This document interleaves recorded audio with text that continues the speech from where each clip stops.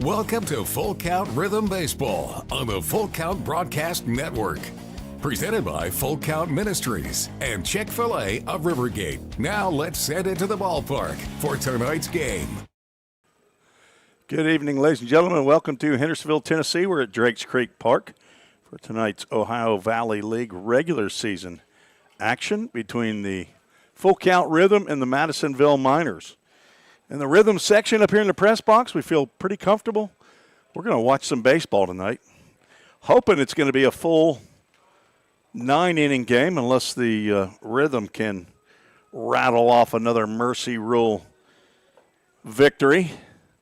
And we are getting started a little bit early here for a couple of reasons. One, just to let my wife know, hey, you're late getting here at 6:45, the director.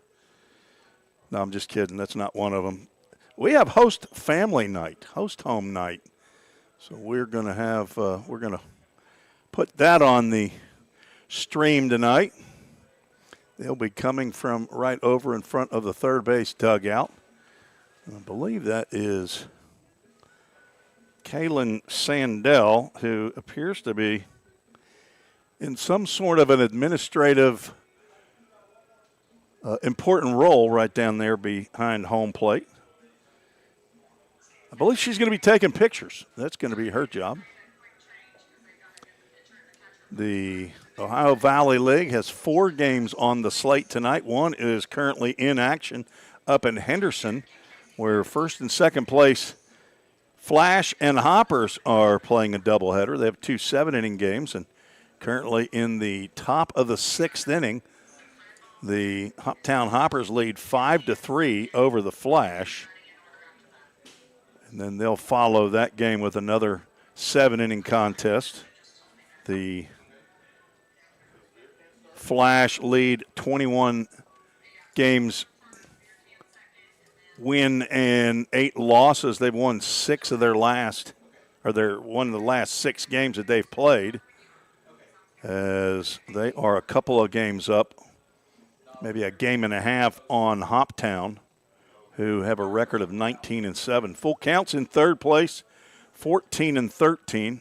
Lost 2 games, but haven't played very many. Played Saturday night at Fulton. And then, I guess that's it. The Sunday game, supposed to be a doubleheader at Hoptown, got about 1 inning in, and that's it. Rain came and rained everything out. Those games, as I understand it, will not be made up. And then Monday and Tuesday, the OVL had days off. Last night we tried to get a game in against the Fulton Railroaders again, who did travel to Hendersonville, but could not get the game in. So we've got Chris Freeman, public address announcer, who is announcing now the host families that will be coming out. Fred Baldwin is first out of the box. Fred has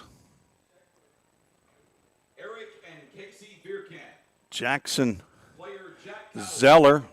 He had another. He had Joel Chandler. I'm guessing Joel is not here. So Fred is a first-year host family. Eric and Casey Vierkant. They have their own son, Luke Vierkant, and then 2 players, Jack Cowan.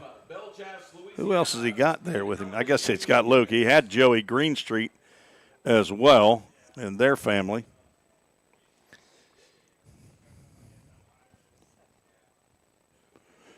And next, we have Dave and Trish Lamar.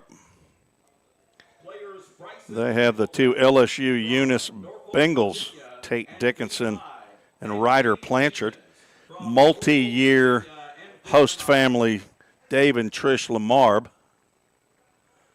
Dave, a longtime City of Hendersonville employee, Trish, an educator.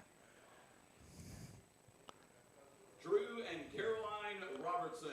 And next up, there's the chicken man, Todd and Linda Hunley, as they have a couple of VMI cadets, Gabe Jenkins and Bryson Hamilton. Todd and Linda Hunley, now the youngest host family in the Arsenal. Drew and Caroline Robertson, as they have Jackson Grant, who's been staying with them. And now Damon and Tanya Walls, who are giving the Queen's wave there. They have Jay Fuller, who is, I believe, in the portal. He might have made a decision on where he's leaving UAB for. And next, Matt and Ashley Blazer and their son. They've got Jim Douthit from VMI. Matt Blazer does everything for Full Count Ministries. He's been on mission trip. He coaches fall league teams and a host family. Jimmy Gamboa back for his third year, and I believe it's his third year that he's been staying with Brian and Susan Truitt. So they've enjoyed having him. Jimmy Gamboa, the pitching coach for Full Count. And the Smithsons, they're gluttons for punishment. Where's John? He's out in the stands probably. That's Amy, his wife. There's John. He's showing up late. Who's he got out there? They got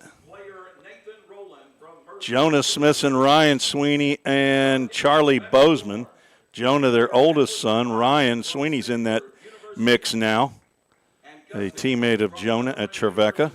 And Charlie Bozeman, a second-year player for Full Count Rhythm. And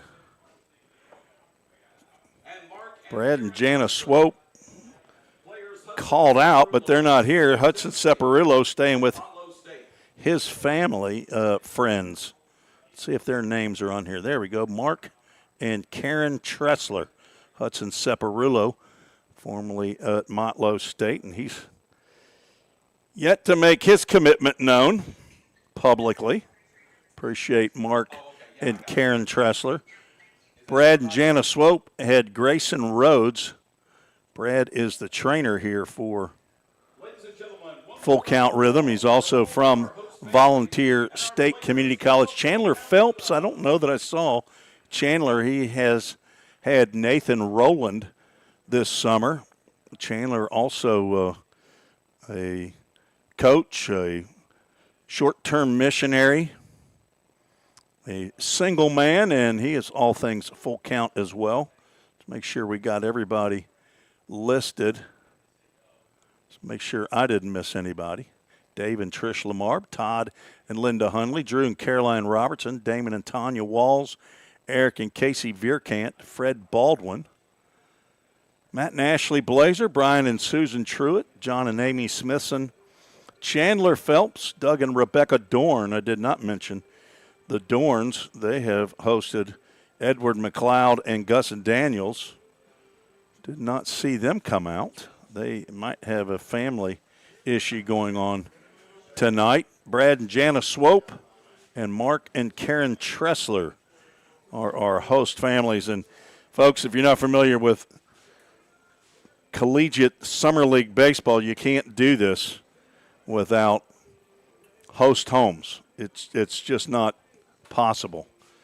And they do it out of the kindness of their own heart. And, of course, they are vetted in a couple of ways with Full Count, not only criminal background checks, but also to make sure that it's a good Christian home because that's what Full Count Ministries is all about.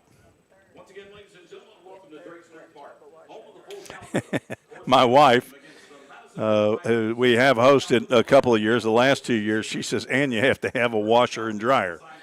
That is accurate. Boy, if I could just turn your microphone up, you could just, add value like that. And she smiles and says, no, don't turn it up. So it's going to be game time here before long, so we will take our quick commercial break to get us to our Chick-fil-A of Rivergate starting lineups. I do want to thank our title sponsor, at least 2 years, maybe 3 years, that Todd Hunley has been the title sponsor here for Full Count, and Full Count rhythm could not occur without Chick-fil-A of Rivergate. We'll take a quick break and be right back with the starting lineups. Don't strike out at your next party. Order the food that will get your crowd cheering. Chick-fil-A of Rivergate. We have many catering options available, from our Chick-fil-A nugget trays to our original Chick-fil-A sandwiches to our chocolate chunk cookies and fudge brownies. We have something for everyone. Order online at chickfil-a.com or call the store at 615-851-4007. Now, Chick-fil-A of Rivergate starting lineups, as you see the umpires meeting in home plate with the head coaches, Josh Carmen for the Rhythm and Stephen McNett of the Madisonville Miners in his first year with the Miners. Our Chick-fil-A of Rivergate starting lineups, first for the Miners, come in with an 8-20 record, playing their 29th game of the year. Leading off, playing left field, Isaiah Smith. Batting second, playing right field, is Levi Watts. Batting third, Hawken Hedlund. He's going to play second base. Elijah Jordan is the cleanup hitter, playing first. Trent Prosperi out in center field, hits fifth. Jaden Hernandez bats sixth, plays third base. Landon Vollmer behind the plate, hitting seventh. Boyd Estep, a new minor, as the DH, hitting eighth. Ryan Mesa is the shortstop, batting ninth and on the mound for his 10th appearance of the year, his fourth start. This information, according to Game Changer, unverified. Wyatt Burris from Siena Heights University, hometown of Farmland, Indiana, is a two-way player for the Miners. Stephen McNett is assisted by Lincoln Hackham, Peyton Ramsey, and the pitching coach Riley McElfresh. And for the Full Count Rhythm, with a record of 14-13, they're in third place. About 5 games back of second place Hoptown Hoppers, who still lead the Henderson Flash 5-3. As looks like the Hoppers have a rally going in the top of the sixth. They got bases loaded and 2 outs. Rhythm will lead off with Rylan Moses, is going to play center field. Batting second, Gabe Jenkins is the DH. Kason Hill hitting third, playing shortstop tonight. Hudson Separulo playing first, hitting cleanup. Bryson Hamilton out at the hot corner. Going to play a little third base tonight. He's going to bat fifth. Charlie Bozeman out in left field, hitting sixth. Tate Dickinson is playing right field, batting seventh. Jackson Zeller behind the plate, hits eighth. Ryder Blanchard at second base, batting ninth and on the mound for Full Count. The left-hander, Jack Cowan, who is from Bowling Green, Kentucky, heading to the alma mater of the director of this broadcast and the broadcaster, Belmont University. Jack is 5'9", 190, incoming freshman from the Bowling Green Purples. He's anticipating being a biophysics major over there at Belmont, the son of John and Amy Cowan. He's got a twin sister, Kate, but he is the older of the twins. Granny Dot, she's in Bowling Green, Kentucky. Bob and Granny Jackie also in Bowling Green, Kentucky, and they're staying at the host home of Eric and Casey Vierkant, the parents of our scoreboard operator tonight, Luke Vierkant. It's kind of funny how his name is Vierkant and his parents are Vierkant. Cowan is appearing for his 6th time in a Rhythm uniform. It'll be his 3rd start. He has an 0-1 record, 10 2/3 innings, giving up 4 hits, 6 runs there earned, walked 11, struck out 18 batters in the 10 2/3 innings, and he has plunked a team-high 6 opposing batters, a 5.06 ERA. And Josh Carmen, assisted by the pitching coach, Jimmy Gamboa, and assistant coaches Jonah Smithson and assistant general manager Nick Krupp, and occasionally Ryan Sweeney when he is not going to pitch. So it is invocation and national anthem time, so we'll be back after this short break, as we don't want to get kicked off of YouTube. Thanks for joining us tonight for some OVL baseball action. Feeling tight, stiff, and not quite yourself? Then it might be time to go see the professionals at Absolute Wellness. Located at 101 Tennessee Way, Suite 100 here in Hendersonville, Absolute Wellness can get you back on track with their numerous services like chiropractic care, massage, acupuncture, spinal decompression. Call Absolute Wellness at 615-264-8515 today to get in on some great offers. That's Absolute Wellness. Your road to Absolute Wellness starts here. We all think about our home's yards, gutters, floors, and so much more. When was the last time you thought about your sprinkler system? That's where Music City Fire Sprinkler steps in. It may shock you that in-home sprinkler systems are discreet and affordable. Let the experts at Music City Fire Sprinkler tell you for themselves. Give them a call at 615-826-7450 or check them out on the web at mcfs.us. That's Music City Fire Sprinkler, proud sponsor of the Full Count Rhythm. Let's get back to Full Count Rhythm baseball action on the Full Count Broadcast Network.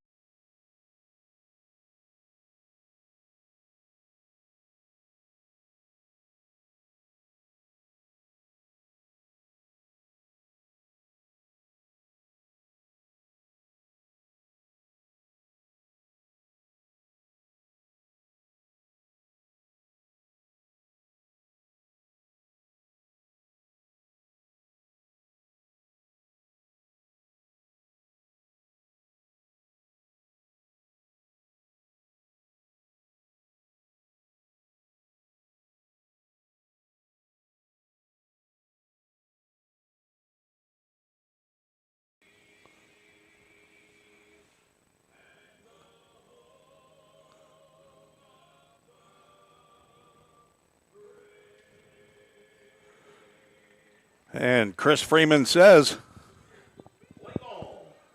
play ball. Professional public address announcer, Chris with a K, Freeman. He's been everywhere. Nashville Sounds, MTSU football, Vanderbilt men's and women's basketball, volleyball, done some baseball, I believe, lacrosse. I think he even has a few chess and checkers broadcasts underneath his belt.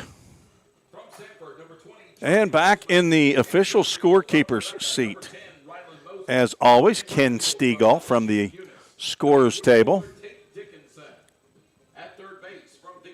Jack Cowan out on the mound getting his warm-up tosses, tossing to Jackson Zeller, the former Chattanooga State Tiger, who's in the portal.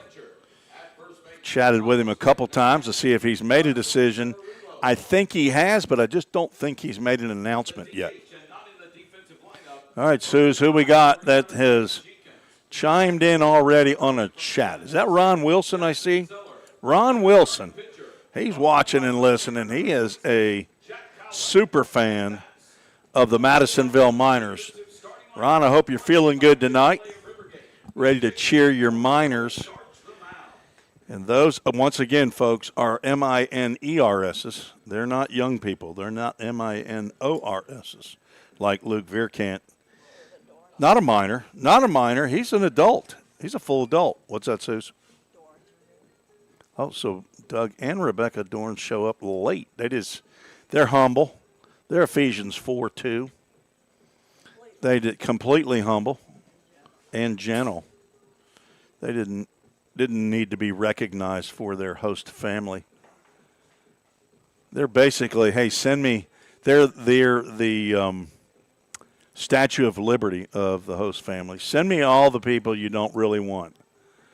But they didn't get those people this year. They got some pretty good guys. Isaiah Smith, Levi Watts, Hawken Headland due up to begin the ball game here. And, hey, we're starting almost at the right time.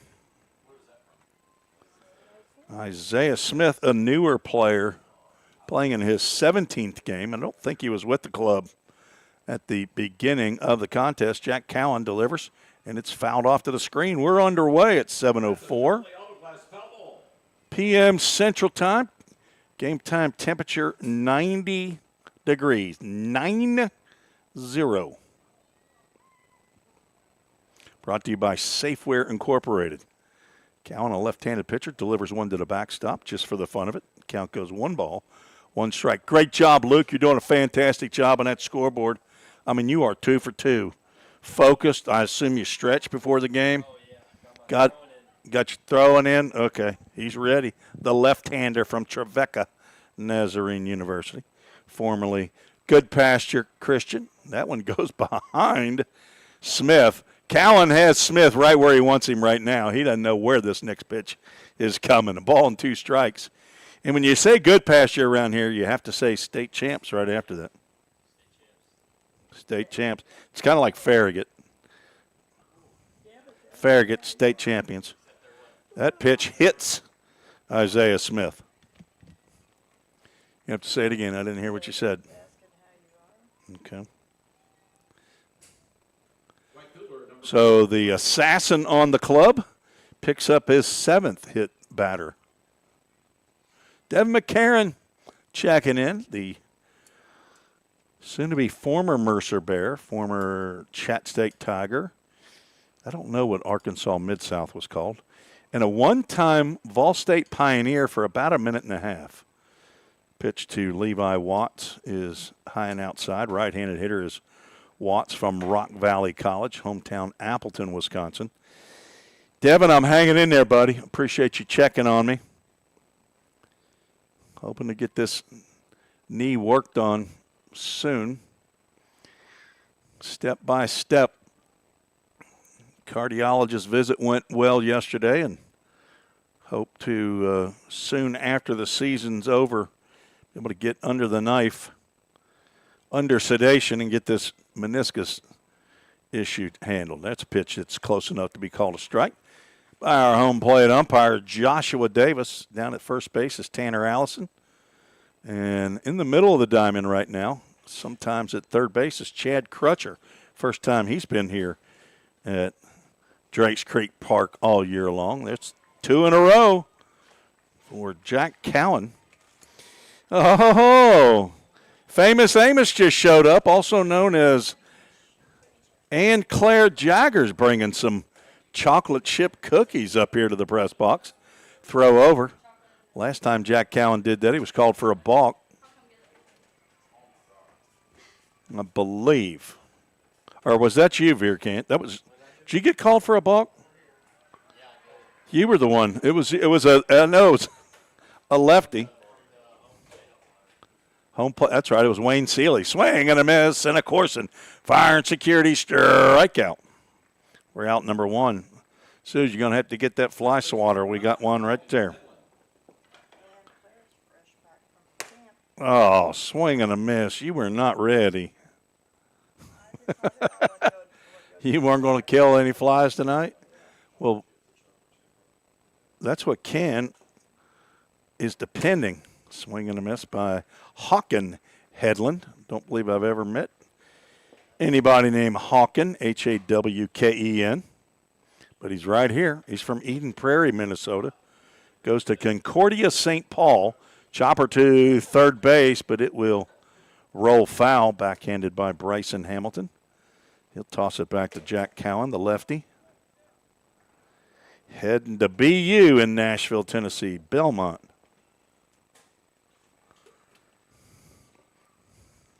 So long ago when we went there, it's known as Belmont College.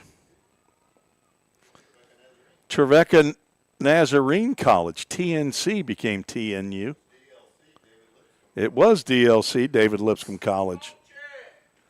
Breaking pitch, I want to check at first base.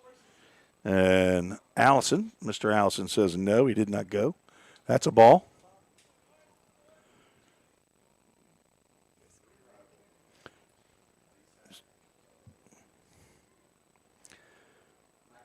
He steps on a fastball, but it lands down low to Headland. Count goes 2 balls and 2 strikes. On deck, Elijah Jordan. Got a girls softball tournament going on around here. The press box busy with other officials and umpires. That's lined right to the shortstop. He makes a catch. The throw to first base is a little late to get Isaiah Smith, so Headland is retired on a line out to Kaysen Hill. Now 2 outs, and a left-handed hitter, Elijah Jordan, comes to the plate.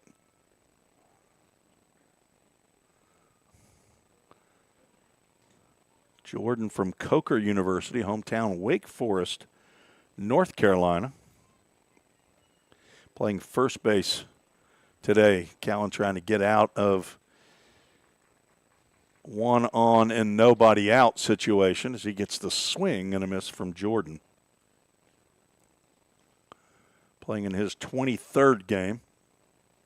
Hitting just a tick under 300. Runner from first goes. A swing and a miss. The throw down is a quick call by Chad Crutcher, the third base umpire, who says safe.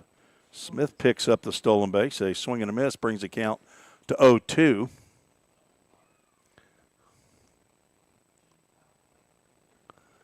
That is the 7th stolen base of the year by Smith.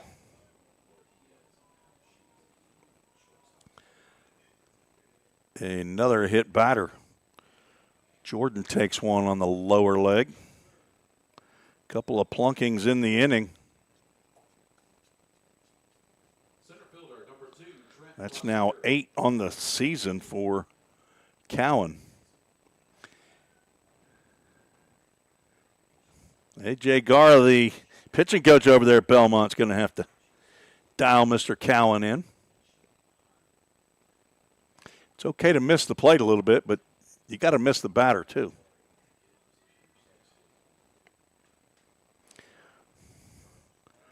Now, right-hand hitter, one of the top hitters on Madisonville Miners, check swing by Prosper as he fouls that one off of Jackson Zeller. Zeller says thanks for that check swing. Prosperi from Rose State College, hometown of Fort Worth, Texas. Prosperi leads their club in hits. 31 of them, according to Game Changer. 1 has left the yard.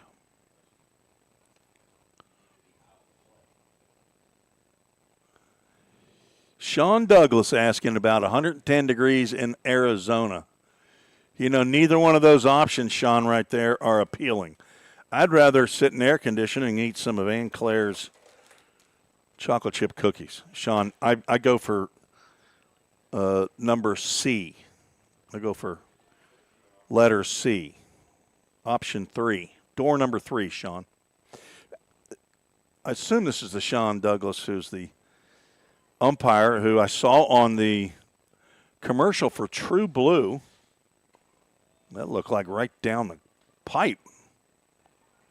Where was that pitch? 2 balls and a strike to the right-handed hitting center fielder, Trent Prosperi.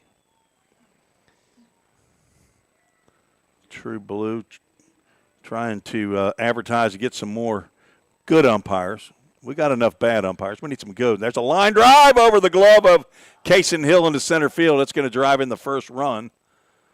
And the first hit by pitch of the game comes in to score on an RBI single by Prosperi. And runners at first and second with 2 out and 1 in. Third baseman, number 19, Jaden Hernandez. The Miners haven't had trouble scoring in the first inning for sure. At least not against the Fulton Railroaders the other day. They scored 10 runs in the first inning of Game 2 and lost 16-14. I know probably don't like that reminder, but that's a couple of games of tough luck as that pitch has popped up. That should get out of play. Zeller over to the fence, the netting, and gets out of play. AAA Autoglass foul ball. Sean has an off night tonight as Hoptown is playing at Henderson.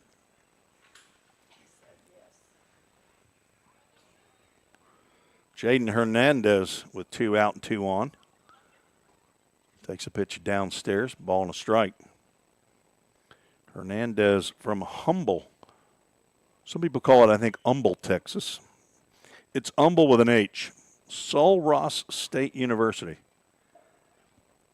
Playing third base tonight. That's skied into the air, shallow center field, but on comes Tate Dickinson, and he'll make the catch with his mom and his grandma here in attendance from Belle Chase, Louisiana. And the inning ended on a flyout. 1 run on 1 hit, no errors, and 2 runners left aboard. Rhythm trail 1-0 as we head to the bottom of the first. We'll be right back.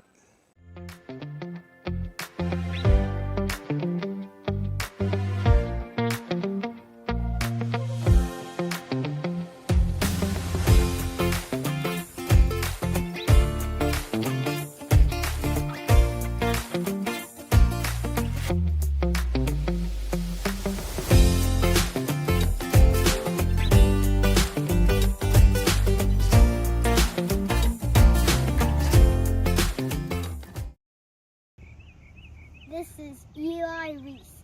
You are listening to Full Count Rhythm Baseball with my grandpa, Tim Reese, on the Full Count Sports Network. Tim Reese, along with my lovely bride, Susan Reese, who's directing tonight's broadcast. Do want to thank Chick-fil-A of Rivergate, our title sponsor, Todd and Linda Hundley, who are in the house tonight.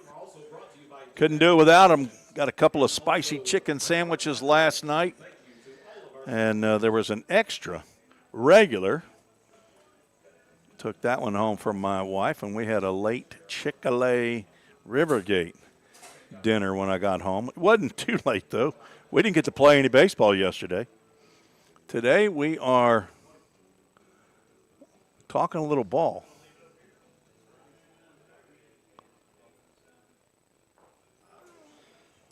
Rylan Moses, Gabe Jenkins, Kaysen Hill to face Wyatt Burris, two-way player for the Madisonville Miners.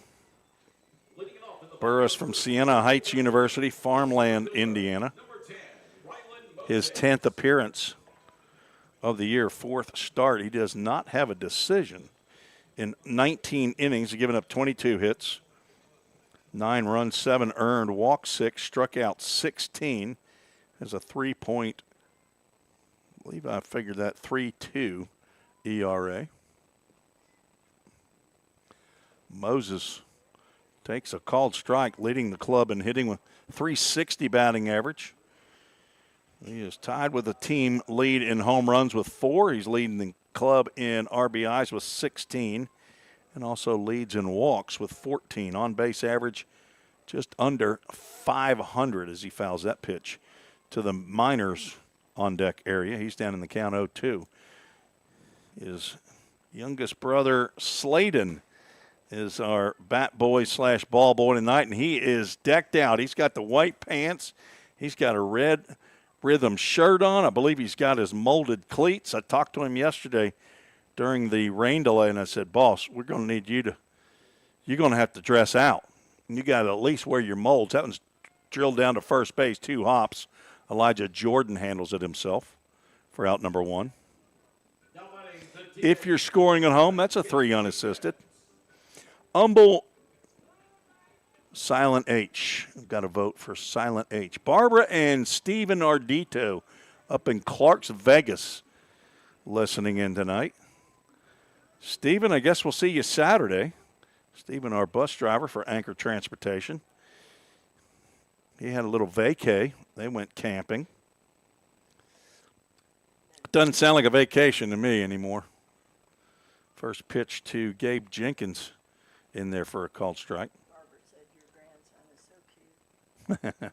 She saw little Eli on that after that Brewster's ice cream commercial. We had Brewster's here at the ball yard yesterday. Larry Gore running the truck. Jenkins slides away from that inside pitch. Gabe playing in his 22nd game.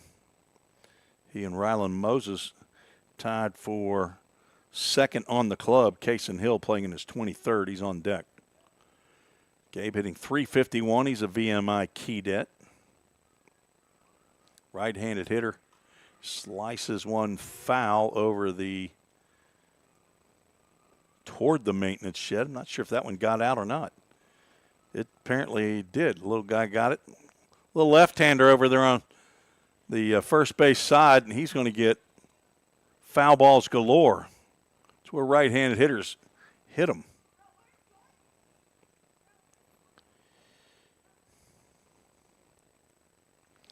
I don't think we have it. Well, the only home game we're going to have is Friday night if the Snapkas get here soon enough. Otherwise, little Reese Snapka, my 8.5-year-old grandson, won't have a chance to set the 8-year-old record for most foul balls collected. I think it's 7, maybe 8. Jenkins looks at the 2-2 outside.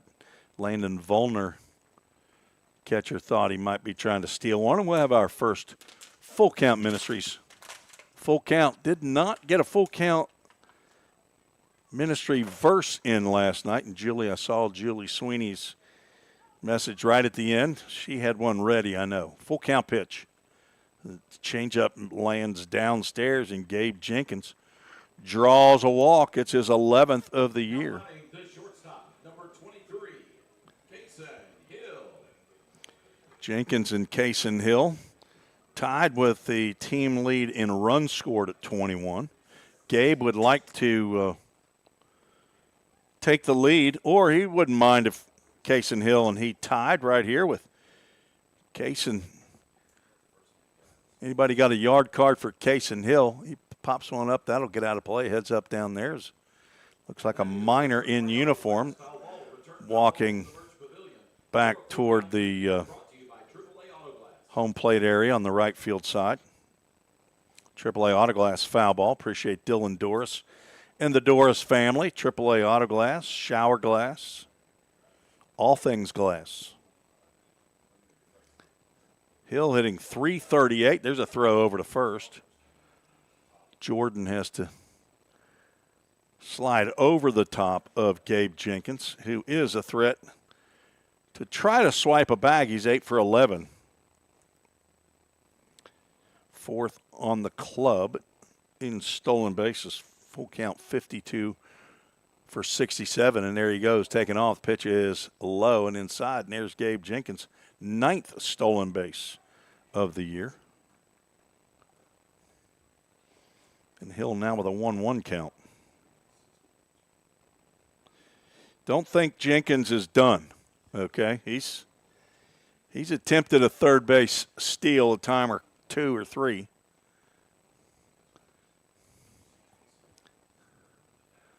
Hill from Samford University down in Birmingham takes a healthy hack at a high pitch. Comes up empty. I saw his mom yesterday, Ashley Bugg. Met her. She's from Murfreesboro. Had a gaggle of, maybe it was just 2. 2 kids is not a gaggle, I don't think. I think it's got to be 4 or more. Had a couple of girls. Another AAA Autoglass foul ball off to the right side. Went down just as after the lightning delay that started the issue yesterday. Went down to the Merch Pavilion and met Tate Dickinson's mom, Monique, and his grandma, Miss Roussel, they're both from Bell Chase. There he takes off. Pitch is fouled off. Jenkins going to have to work his way back to second base. As there's little Sladen Moses. Saw his mom, Kimberly. She was under the Merch Pavilion yesterday as well. He looked good out there, didn't he? Looked like a little player. He's a ball player. There's a middle Moses, too. And his name is not Moses. It's Caden. Pitch lands low and away. So you got Ryland, Caden, and Sladen from the union of Devery and Kimberly. I think Devery's on the road. He's been out a while. Runs around with that country music group. Diamond Rio. It's a tapper to the second baseman. That'll get Jenkins to third, but Hill is retired for out number 2. Hawken Headland, who should play for the Hoptown Hoppers, the second baseman. Number 19, Hudson Ciparulo. So if Jenkins had actually stolen third base, that would have been an RBI ground out. And we'd be tied. But ifs and buts were candy and nuts, Luke. Ifs and buts were candy and nuts. What's the rest of that one? Ken Stegall says we would all have a Merry Christmas. Ciparulo, he comes through with 2 outs. And this game is tied on the RBI single by Sepp. So both teams with 2 out base hits in their half of the first inning. That'll bring up Bryson Hamilton. Ciparulo did not waste any time there, lefty on lefty matchup. Ciparulo playing in his 20th game. Came in hitting .279, picks up his 15th RBI. Now Hamilton playing third base tonight. He was in the lineup yesterday as the catcher. Steps away from an inside pitch from Wyatt Burris. Hamilton playing in game 18, and he's hitting .310. 18 hits.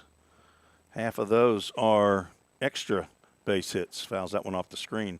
6 doubles, that leads the club. He's got 3 homers, 12 RBIs. His 4th right here would give the Rhythm the lead. We play a game called Yard Card here. If you're you don't get a second one. We didn't play the game, Ken Stegall. They're free, but you don't get more than one unless you guess correctly or your yard card participant walks or gets hit by a pitch. So a 1-out walk, a stolen bag, and a 2-out base hit by Hudson Ciparulo has tied us up 1-1 here in the first. That's another foul ball. It gets out of play. A young guy who's got 1 ball in his hand, and he is off after that one. I mean, sprinting, trying to beat the lefty down the right field line. Lefty loses his hat. They're in the grass. Now they're out of sight. I can't see them. They're under a tree. Luke Vierkant, you got any eyes on that one? It's a park. We got trees here. Either got trees or a huge building in my way. Hamilton swings and misses at the off-speed pitch by Burris. He pulled the string there and gets Hamilton swinging for out number 3. First strikeout of the game for Burris. 1 run on 1 hit, no errors, and 1 runner was left on base. We're through 1, scheduled for 9. It's 1-1. We'll be right back on the Full Count Broadcast Network. Corson Fire and Security first opened for business in 1946. From the very beginning, we understood something important. We're not just protecting buildings. We're protecting the dreams that built them. We're protecting the lives unfolding inside them. Fire extinguishers, sprinkler systems, and security products are the tools of our trade, but people are the inspiration behind it. For 7 decades, we've never forgotten that. Corson Fire and Security. Corson.com. We all think about our home's yards, gutters, floors, and so much more. When was the last time you thought about your sprinkler system? That's where Music City Fire Sprinkler steps in. It may shock you that in-home sprinkler systems are discreet and affordable. Let the experts at Music City Fire Sprinkler tell you for themselves. Give them a call at 615-826-7450 or check them out on the web at mcfs.us. That's Music City Fire Sprinkler, proud sponsor of the Full Count Rhythm. Let's get back to Full Count Rhythm baseball action on the Full Count Broadcast Network.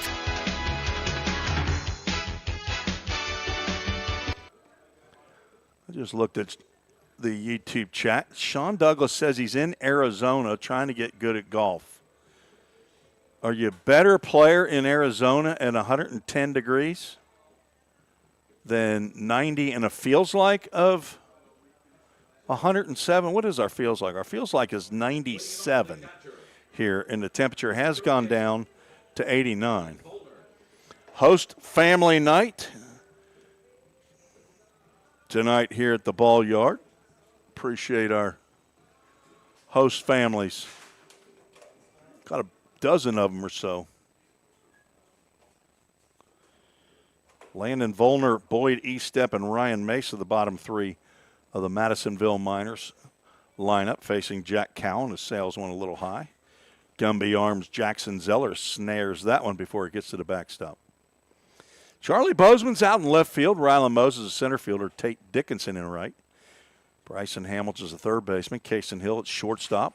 And nearly another hit by a pitch. Jackson Zeller is going to go out there, and I hope he doesn't holler. Second baseman, Ryder Blanchard. First baseman, Hudson Separulo, common spelling. And Jackson Zeller, the feller out on the mound with Jack Cowan, who did plunk two batters. He didn't mean to in the first inning. Gave up an RBI single to Trent Prosperi. Where's Landon Volner from? Kellyville, Oklahoma is what the roster says. Nobody knows where Kellyville is. Plays baseball or did or will at Sterling College. I don't have any classifications for these young minors. Their roster does not give that information.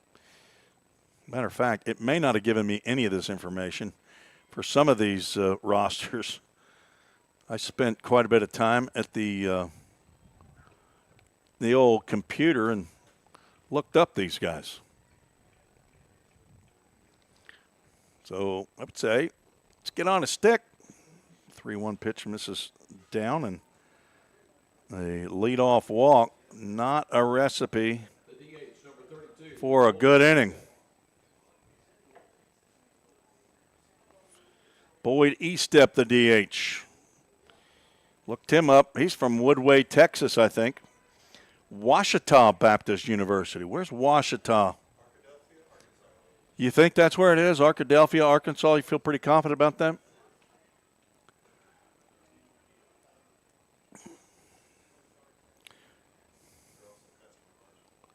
A customer of the scores table. Well, then you ought to know. Okay, now. Boyd Eastep, a right-handed hitter, and he is a catcher by position on the roster at Ouachita. He's the DH tonight, swings and misses. I believe he's playing in his third game, and he's looking for his first hit. I say, whoever you play tomorrow night, get that first hit against Boyd. 0-2 pitch from Cowan. He sails one high. How about maybe, who's got a double play card right here? I'm going to go double play card. And Luke, I'm going to go 6-4-3. I'm going to go 6-4-3 on my yard card. Ryder Blanchard is the player at the 4 position. Hey, get. There goes my yard card, or my double play card. Ground ball right back to the pitcher. It's a swinging bunt. 1-3 to retire Eastep. Down to second base goes Volner. And there's one out. 9-hole hitter, the shortstop Ryan Mesa. Wearing my favorite numbers, number 7. All right. 8-6. Come on, Luke. You don't get nuts. Another one from Appleton, Wisconsin. He and Levi Watts. Pitch in there for a called strike. Now, anybody heard of this university? Viterbo, Viterbo, or Viterbo. Never heard of it. Anybody out there know Ryan Mesa? Make sure that that's the correct university and give me the correct pronunciation. And use it in a sentence. Viterbo. La Crosse, Wisconsin. And don't call it Wisconsin. They don't like that. how's it pronounced? Is it Viterbo, like Verbo? Vacation rentals by owners?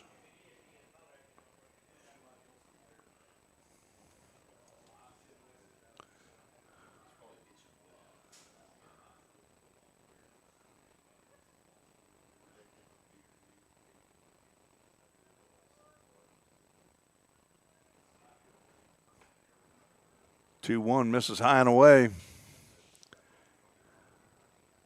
Mesa playing in his 19th game, and he is not having the summer he envisioned when he came to Madisonville.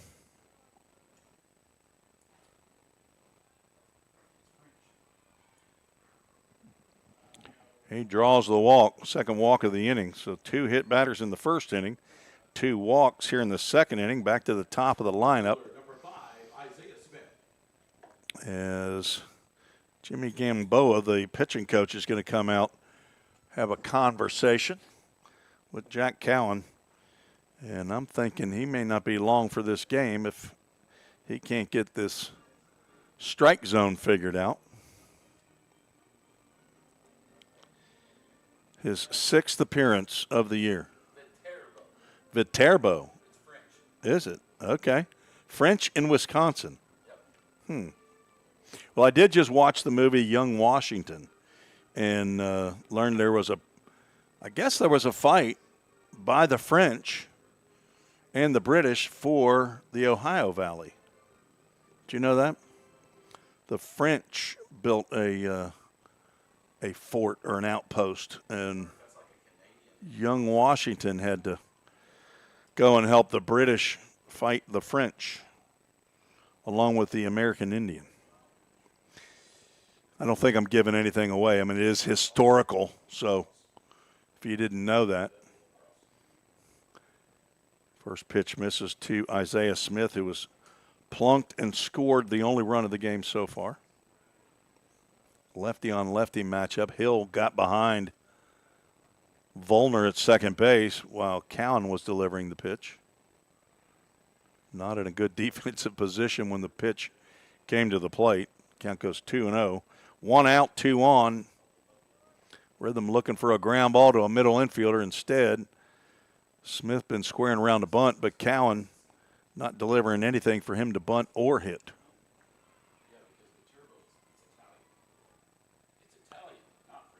Not French, Italian. 4-pitch walk, and bases are loaded with base on balls. We cannot see the Rhythm bullpen, but this is the second visit by Jimmy Gamboa. Josh Carman must be taking a breather tonight, so Jimmy Gamboa is going to ask for the baseball from Jack Cowan. And we'll have to see who our Hendersonville Firefighters Association call to the bullpen pitcher is. I've got a guess, but we'll tell you when we return. We'll be right back on the Full Count Broadcast Network. At the Hendersonville Firefighters Association, IAFF Local 3460, we believe our mission goes beyond the firehouse. It's about serving people, strengthening our community, and sharing hope. That's why we're proud to support Full Count Ministries and their dedication to developing athletes, building character, and spreading the gospel of Jesus Christ. Whether on the field or in the community, we stand united in sharing the good news and making a lasting impact. Hendersonville Firefighters Association, Local 3460, proudly supporting Full Count Ministries. Go Rhythm! Hendersonville Firefighters Association call to the bullpen. Corbin Craver is on in relief of Jack Cowan, who goes an inning and a third. Gives up 1 hit, 1 run to this point. Walked 3, struck out 1, and plunks 2 batters.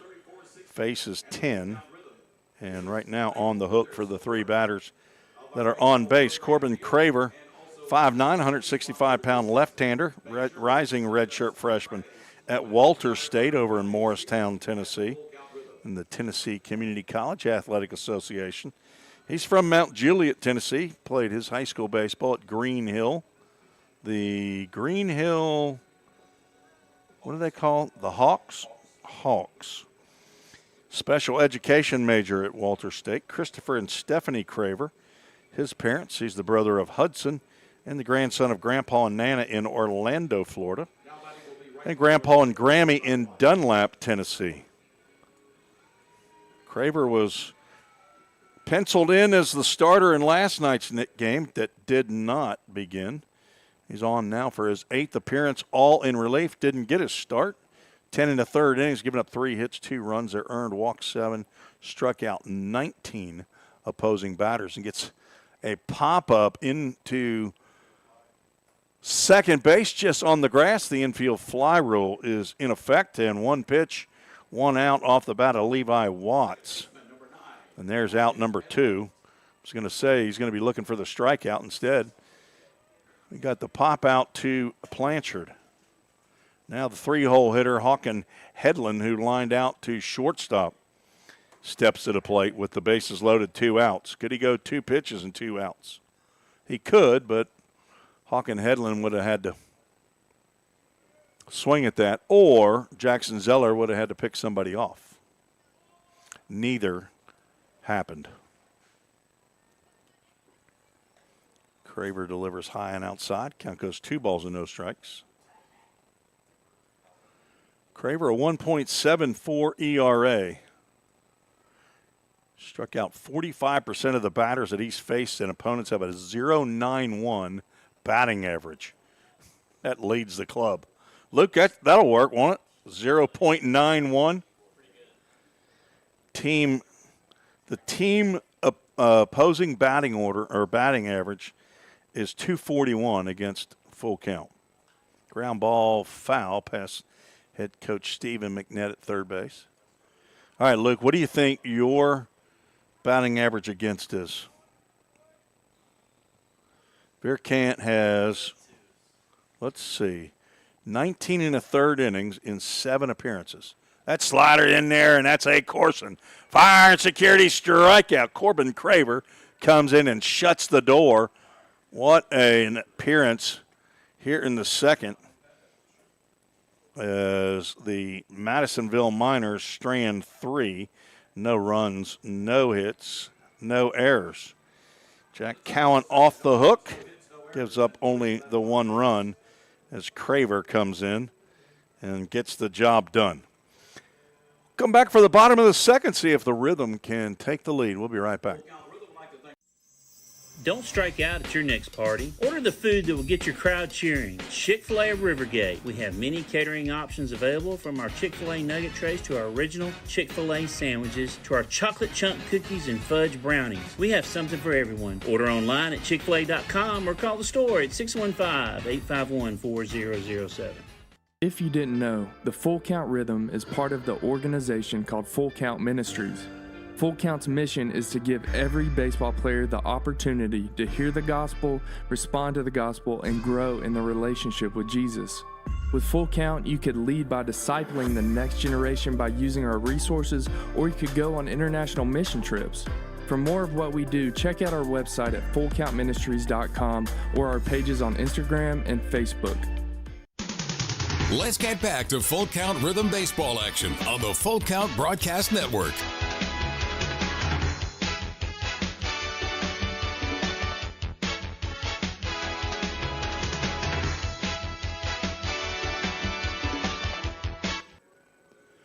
The director says it's time to go.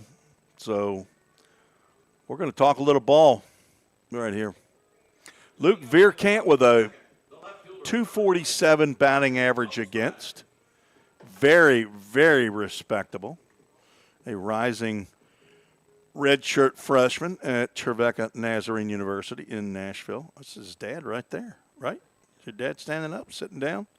Went and got him a, what did he get? He get him a local lemon something or other drink, or he get something from the Meat Sweats.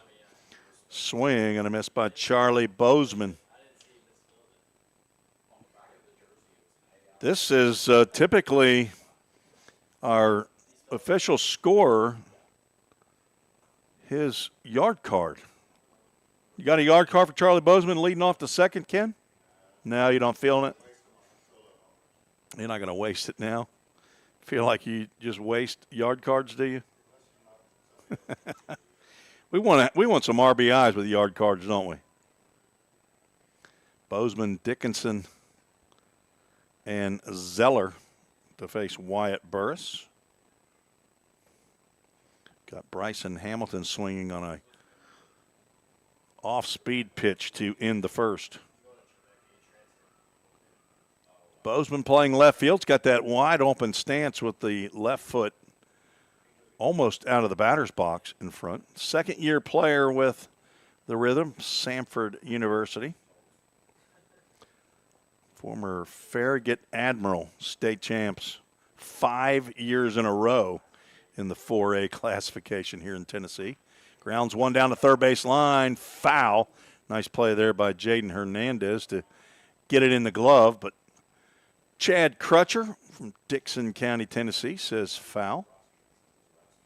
And Bozeman will come to the plate with a Full Count Ministries full count. If Julie Sweeney's listening in, she's going to send in a verse or a couple of verses that we're going to go ahead and do that, not at the end of the game. We're going to do it upon my director's suggestion. We're going to do that in the ninth inning. Might even do it in the eighth. Full count pitch. Bozeman grounds another one foul. Jonas Smithson with the play. Third base coach. See if that's the Crupper down at first base. I believe it is. Nick Krupp was a manager for Trevecca. What else does he do over there? He does it all. He's like an operations manager, isn't he? That ball's drilled to left field, but right at Isaiah Smith for out number one. Catches pins, throws batting practice. Right fielder, number 24, Tate Dickinson. You guys got a turf infield now? Got the turf infield, so he's not dragging a field anymore. And but you have, just like here at Drakes Creek, it's turf infield, grass outfield, right? They just didn't have enough big money donors come step to the plate, did they? Ken Stegall, Chris Freeman. I mean, over at Belmont, the whole field is turfed, okay? Because you can't hide money, man. I don't care. Yeah, it's now not known as Tim Reese Field. You want to hazard a guess as what the field was when it was on Belmont's campus, Ken, the old field that I played on. Stripling Gymnasium. Yeah, that's right. That now has become the Curb Event Center. Dave Whitten Field was named that. My coach at Belmont College, longtime coach, 30 years. Lined out of play. And that's another AAA autoglass foul ball by Tate Dickinson. Dickinson playing in game number 17, hitting .235. Got a dozen hits, 3 doubles. Looking for his first long ball of the year, 6 RBIs. When he gets on base, he likes to steal those bags. 10 for 10. Pops this one up. It's going to take an error to get him on the sack this time. The right fielder, Levi Watts, calls off center fielder Trent Prosperi for out number 2. Now batting the catcher, number 30, Jackson Zeller. Jackson Zeller. Another Farragut Admiral, state champs. Playing in game number 16, hitting .275. 11 hits, 3 doubles. He's got 2 big flies, 10 RBIs. Those 2 home runs and 6 of those RBIs came at Fulton. And an 8-5 win in game 2 of a doubleheader. He's got the only grand slam of the year. Can't hit one here, but you can get on base. Or a yard card or a ground out. Headland stays down, lobs one over to first base. A 1-2-3 inning for Wyatt Burris. Both teams scored one in their half of the first. Both teams scored none in their half of the second. We're going to the third, see if there's any action there. Join us when we come back on the Full Count Broadcast Network. United Machine and Tool has been manufacturing the highest quality projects for a wide variety of industries for over 35 years. We deliver high-quality CNC machine components and fabrication projects from prototype to production. United Machine and Tool is committed to quality and excellence in the manufacturing industry. We're located in Goodlettsville, Tennessee. Check us out on the web at umttn.com for any manufacturing need. That's United Machine and Tool, a proud sponsor of the Full Count Rhythm. Let's get back to Full Count Rhythm Baseball action on the Full Count Broadcast Network.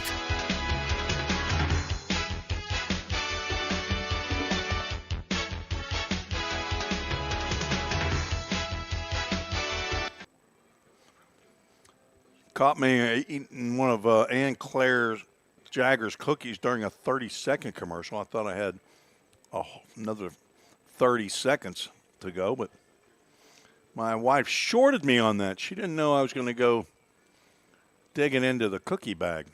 You got A and B reverse. Bumpers on B. Yep. Joke's on you. Fix it. You're the director. Fix it. Corbin Craver back out for the full inning here in the third, on in relief of Jack Cowan. Had trouble locating his pitches.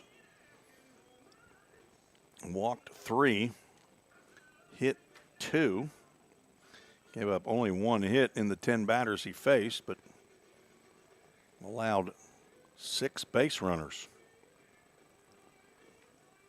Tied up 1-1. Let's check on the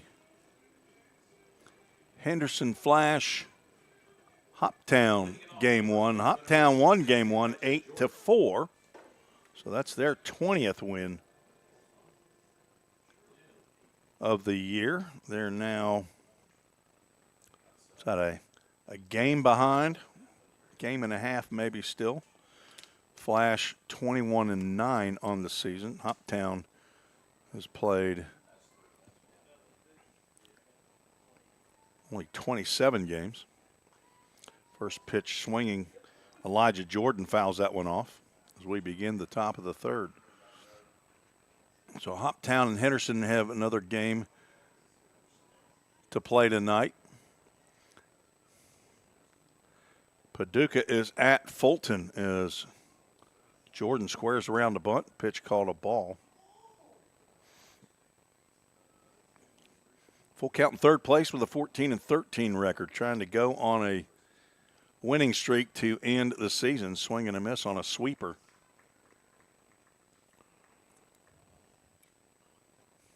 Henderson's on their second longest winning streak of the year. They had an 11-game winning streak that Full Count stopped. Swing and a miss and a Corson. Fire and security strikeout as Jordan goes down swinging. That's strikeout number 2 for Craver. Corbin with a C, Craver with a C. Might want to change those to K's. Like Veer can't. Can't spell Veerkant without a K. That's a K in the middle of that can. Trent Prosperi, he said. Fouls it back. Good-looking player, center fielder for the Miners.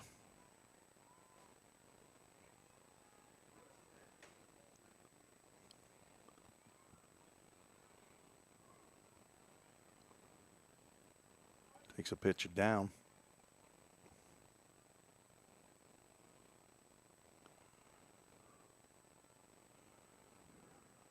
Rhythm wearing their white pants and their red jerseys. Had their all whites on yesterday. Went with the red top today. Checked down at first base. Tanner Allison says no, he did not go. On deck, Jaden Hernandez. Nice slider there. Sweeper, slider, I'm telling you, that's got a huge break. Starts outside of the left-handed batter's box and catches that outside corner. The count is 2 balls and 2 strikes. He lined one over the leap of Hill, who charges this one and throws on the run. Nice shot by Kason Hill, who's played everywhere. I'm ready for him to and he throws it into center field. On the throw around. Sorry, Kason. Sorry we got that on the video. But it was a nice play to retire Prosperi. 2 up, 2 down. Craver has retired all 4 batters that he's faced. You want to send an email, got that up and available, treesports@gmail.com. Or you can put it out there for the whole wide world to see on YouTube. Send in a chat. Be nice and respectful. That's all we ask, just like Ron Wilson for the Madisonville Miners. Super fan. See if we've got any emails yet. American Express has sent in an email. They must be watching tonight. Either that or they're giving stuff away. Car rental protection. You need that, Ken? You rent cars a lot? Your vast out-of-town trips. Shane Hernandez pops this one up. Might be playable for Separulo. He is over in front of the first base dugout behind the light pole, and he comes out for all of us to see and makes the catch for a 1-2-3 inning for Corbin Craver. Hernandez retired on the foul pop out. And we are through 2.5 and heading to the home half of the third. Rhythm trying to get the old Hickory steel press bats going. We'll be right back. If you didn't know, the Full Count Rhythm is part of the organization called Full Count Ministries. Full Count's mission is to give every baseball player the opportunity to hear the gospel, respond to the gospel, and grow in the relationship with Jesus. With Full Count, you could lead by discipling the next generation by using our resources, or you could go on international mission trips.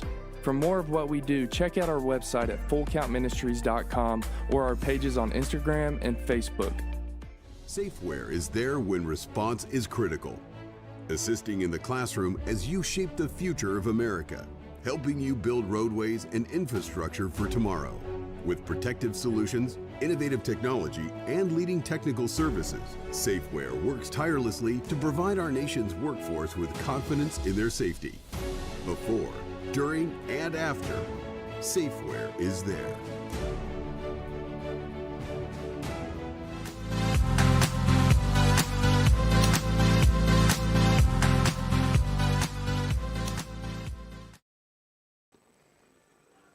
Sorry, that dead air was on me.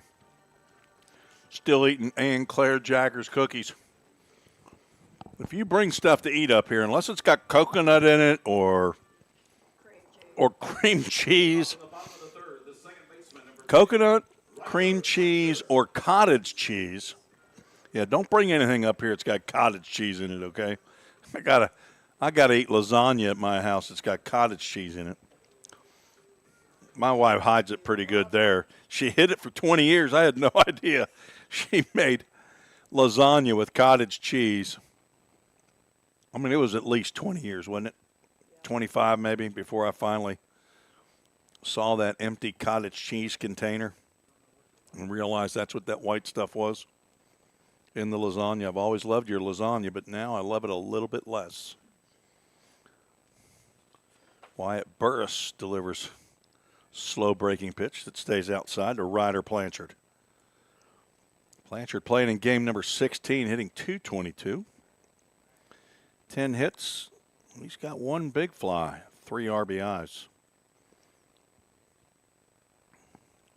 He has walked 9 times and delivered a single in the left field. 1 hops to Isaiah Smith. That's the way to start off an inning. 9-hole hitter Ryder Blanchard with his 11th hit of the year, 10th single. Back to the top of the lineup. Who's got a yard card? Mike Harrell. This is Mike Harrell's man right here. Logan Harrell's dad. Logan Harrell, now a former Trojan at Trevecca, headed to Kansas. When he gets there, I think they're going to say, you're not in Nashville anymore. Ground ball off the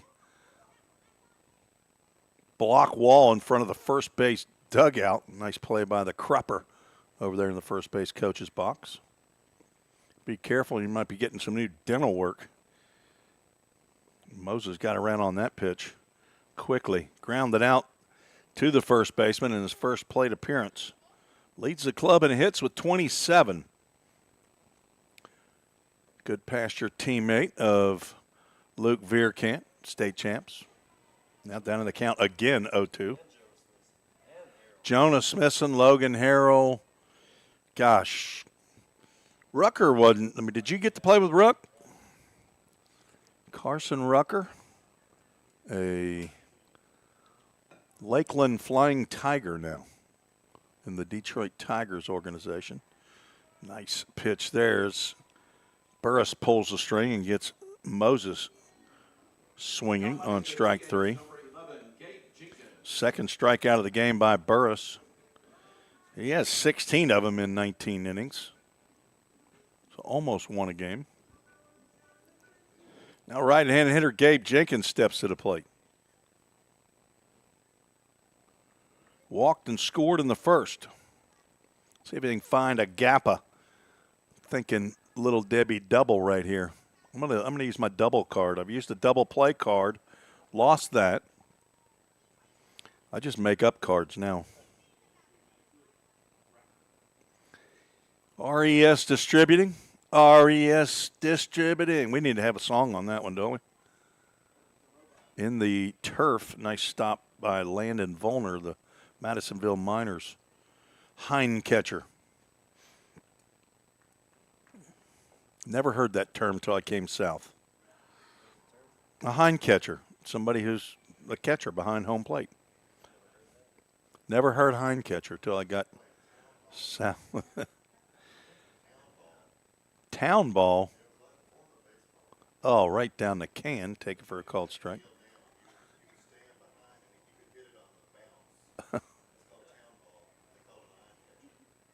Okay. My wife moved south from Cincinnati back in middle school, and they called dodgeball slam bam. Throw over to first. They called her Yankee Girl over there at Hicks and the old Hicks and Wildcats. Over there by Salty Daisy. Chattanooga. Jenkins 2-1 pitch. Runner goes, and Jenkins fouls it off, just gets a piece of it. Hit first slide by Ryder Blanchard, but he's going to have to go back to first base because that's the rules. We're a Christian organization. We try to play by the rules here. No cheating, Luke. Cheaters never win, and come on, I'm looking for – and winners never cheat. I need to see if you. Yeah. You're my. I'm lobbing up softballs for you. 2-2. Pitch is ball down. The throw down almost hits the feet of Blanchard, and a century steal of second base by Ryder Blanchard. The second century steal by the Rhythm tonight, thanks to my good buddy Keith Hopper. And the Century Steel Boys, Claude and Cadiddle, otherwise known as his sons. He actually has 3. His other son is Grass. We don't really talk about him that much. That pitch sails to the backstop. Wild pitch is going to move Blanchard down to third base. Jenkins is going to stroll down to first base on the walk. Second time Jenkins has walked. And did I hear Luke Vierkant calling yard card on Kaysen Hill right here with 2 on and 1 out? He's going lefty-righty. Kaysen Hill grounded out to second. He's going to see if he can get some lift and separation. Wyatt Burris gets that slow breaking pitch. Would have had to generate a lot of power on that. Burris not necessarily throwing it that hard. A lot of breaking pitches. Jenkins, he doesn't want to stay at first base, though, and Burris realizes that. Throws over. Nick Krupp giving him some base-stealing advice. Former Davidson Academy Bear, Nick Krupp, along with J.C. Myers and Jack Smith. He takes off, and that's lined over the shortstop. No yard card. Let's see the play at third base. Gets underneath the tag. The adventurous runner, Gabe Jenkins, gets to third base on the RBI single by Kaysen Hill. Not a yard card, but an RBI single. Luke Verkamp loses his yard card, and Stephen McNett wants to have a conversation with Chad Crutcher, the third base coach, about that play at third base, I believe. And a Rhythm lead 2-1. A little too early for Country Financial Zach Williams insurance runs now, though, Ken. I mean, even I believe it's too early for that, okay?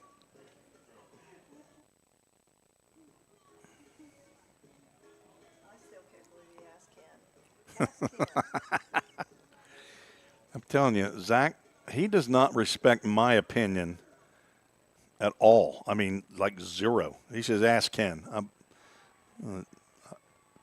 Ken knows more about baseball than Tim does. Hudson Separillo takes the pitch, and the bouncing slide by Kaysen Hill down to second base. Another Century steal of second. Kaysen with a C, Hill with an H. He picks up his team leading 14th stolen bag. Separillo at the plate with 2 on, 1 out. I'm going to go yard card right here. Lefty on lefty. He's hit a home run against a lefty. I don't remember who it was, but at least one of his 4 have gone off of a lefty, I believe. I believe he's going to hit his 5th, and he is going to overtake Rylan Moses in the RBI category. He has 14. And get out of play. Popped up to the left side. Just gets into the Rhythm dugout. I don't know that it got in there very far. Thought Jaden Hernandez, the third baseman, could have got to the wall, maybe reached in. we had Edward McLeod, Kaysen Youngblood, Nathan Rowland, all standing over there blocking. That's right. That's not a home run, but it's going to get a run in. Prosperi back, and still going back, makes a catch, falls down in the wet outfield, as Gabe Jenkins will come in to score the 3rd run of the ballgame, give Separillo a sac fly. Thought Hill might think about trying to get 2 bases on that with Prosperi falling down, but it was a mild slip. Hill moves over to third. So yours truly and Luke Veer can't do yard card anymore. Bryson Hamilton at the plate. He struck out to end the first. He does not want to end the third. Takes a slow breaking pitch for a called strike. Rolls his head in disagreement with our home plate umpire, Mr. Joshua Davis. Better for it to be 0-1 than 0-3. That's drilled right to the third baseman. Jaden Hernandez had to lean right to catch left, and Hamilton hit that one right on the screws, but right at the third baseman. Rhythm scored 2 runs on 2 hits. There were no errors, and 1 runner was left aboard. Full count with the 3-1 lead after 3. We're scheduled for 9. We'll be right back on the Full Count Broadcast Network. Feeling tight, stiff, and not quite yourself? Then it might be time to go see the professionals at Absolute Wellness. Located at 101 Tennessee Way, Suite 100 here in Hendersonville, Absolute Wellness can get you back on track with their numerous services like chiropractic care, massage, acupuncture, spinal decompression. Call Absolute Wellness at 615-264-8515 today to get in on some great offers. That's Absolute Wellness. Your road to absolute wellness starts here. Compliant with code. If you're a facility manager or building owner, you've heard the term plenty of times.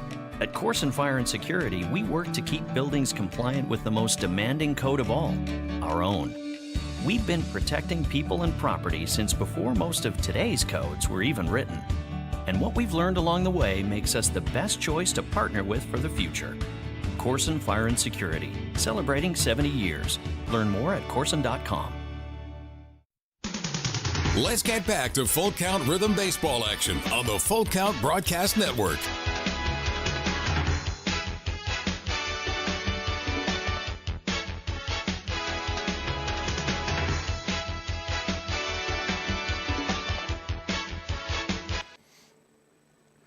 All right, I'm asking a question for. I don't even know if Chris Freeman would know that commercial from you. Do you remember the Armour hot dog commercial from years and years? This is back in the 70s, I would say.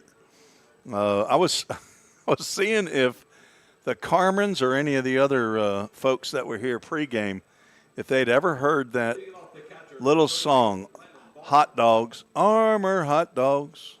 What kinds of kids like Armour hot dogs?" All right, who out there can finish that one? You couldn't use that ad. There's a couple of descriptors now that you probably can't use anymore. Lined on the first pitch by Landon Volner, and over and cutting it off is Tate Dickinson to keep Volner at first base. That's the first runner to reach against Corbin Craver. And the second hit of the ball game for the Miners. Volner walked and was stranded at third in the second inning. And that was when Craver came in with bases loaded and one out. Got Levi Watts to pop out and Hawken Hedlund to strike out looking. Boyd Estep grounded right back to Craver. Not Craver. Jack Cowan. First time he came to the plate as Craver delivers a strike.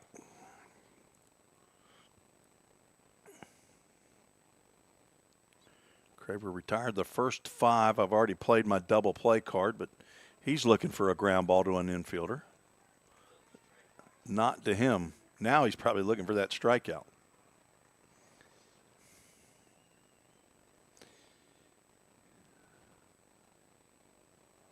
Armour Hot Dogs is not a sponsor of Full Count Rhythm, but they ought to be. Another one. Right back to Craver or back to the mound. Craver makes the play as Boyd Estep, a couple of 1-3s. Swinging bunts as Volner moves down to second. It's like deja vu all over again. Ryan Mesa walked in the second, steps to the plate with a runner at second and one out.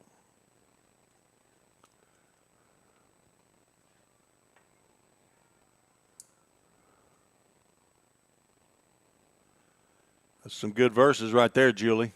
Popped up. That's heading over to field 4. Heads up over there. Young girls softball game, I assume, is still going on over there. Maybe they've closed up shop. AAA Autoglass foul ball. Heavy rain at Fulton again, says the commissioner. Sweeper. That gets across for a called strike, and Craver ahead 0-2. Yeah, the Chiefs. Top of the 5th game. They love heavy rain over there at Fulton. They love putting that tarp on. Nice stop by Zeller to keep Volner at second base. Rhythm will travel to Fulton for the final time in the regular season on Saturday. Steven Ardito in the Anchor Transportation luxury liner. Hill. Let's keep it on that angle. My wife is not running the cameras for the most part. That's me. I don't know why I went off that good angle there, that zoomed angle. 1-2 pitch, drilled down the left field line, but it will hook foul. AAA autoglass foul ball off the bat of Ryan Mesa, as in Arizona, where Sean Douglas is located. Jordan Ramsey says, that's my catcher. There's nobody named Ramsey here, so I'm going to need a little verification. Popped up. Right side, Separulo looking up. Zeller runs out of room. AAA autoglass foul ball, and there's a middle-aged man hopping after that one quickly. Beats the little lefty to it. Hopefully they're related. And he's going to hand it to the little guy who's been hustling tonight. Nope. Didn't give it to him. He may not have had it. He wants his own. He's got a kid at home. 1-2 pitch. Misses outside. Craver tried to step on a fastball.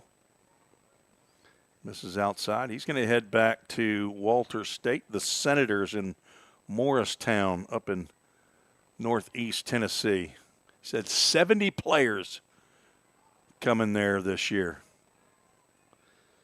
If you're a true freshman, 95% of the time, Dave Shelton is redshirting you. Very few true freshmen play at Walter State. Full Count Ministries, full count.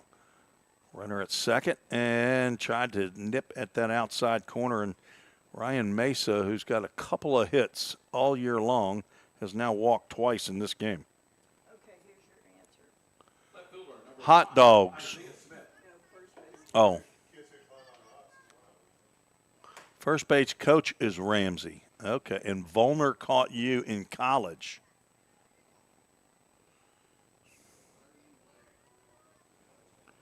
There we go. Peyton Ramsey popped up. And a easy peasy lemon squeezy off the bat of Isaiah Smith on the bunt. Caught by Corbin Craver for out number 2. Number 4, Levi Watts.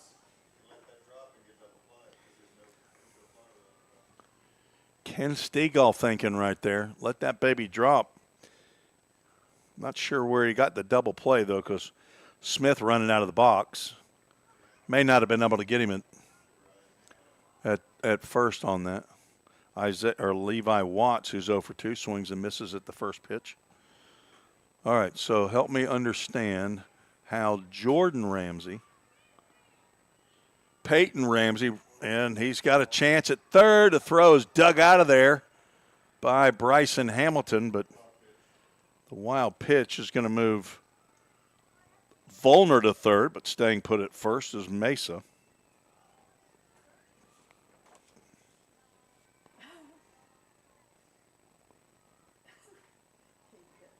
gotta read this. 1-1 pitch.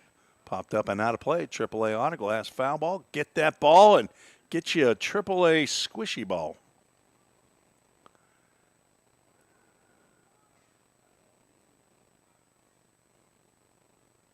Oh, Will Cox bringing a little Matthew 725 as that one gets off the screen. The rain came down, the streams rose, and the winds blew and beat against that house, and yet it did not fail because it had its foundation on the rock. Ken Stegall's all over it. They read the Bible over there at that Nazarene church. Will Cox bringing Full Count Ministries verse of the game, Matthew 7:25. I'm going to take your word for it, Will. I wouldn't think you'd steer me wrong. I mean, you are the commissioner of the league. 2-2 pitch. Misses up. Runners at first and third. Now a full count. Ministries, full count. Full Count Rhythm is under the umbrella of Full Count Ministries. Since 2010, the Ministry's been going. Runner from first, late break as Watts takes that one for ball 4. 2 walks in the inning to go along with the leadoff single. And the Miners have the bases jammed again. Rhythm only had 1-1-2-3 inning. That was in the third, and now Full Count trying to strand the bases loaded again as the 3-hole hitter Hawken Headland steps in. He's 0 for 2. Taps one foul, chops it down third baseline. Hawken Headland, Eden Prairie, Minnesota, don't you know? Wonder if he played some hockey growing up. All right, so I got to still figure out this Ramsey. We got a Ramsey, R-A-M-S-E-Y. Check down at first base, and he says Headland did go. So the count's 0-2. Jordan Ramsey says that I got it spelled S-A-Y. Maybe it's wrong. Maybe my spelling's wrong. He probably knows how to spell Ramsey, if in fact that's his last name. But I think I got it from the roster. Ball and 2 strikes. Craver trying to wiggle off the hook here in the top of the 4th. Fouled at the plate, and Zeller, he gets a bruise. Come on, Jackson. Charge those, buddy. I guess at Chattanooga State, they don't learn how to catch a foul tip off the bat.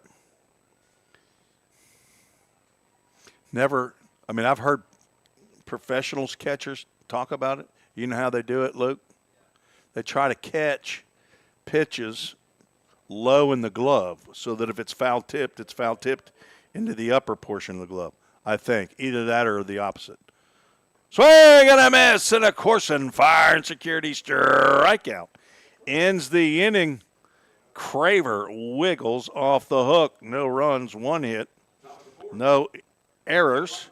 3 more Miners left on base. That's 8 for the game in 4 innings.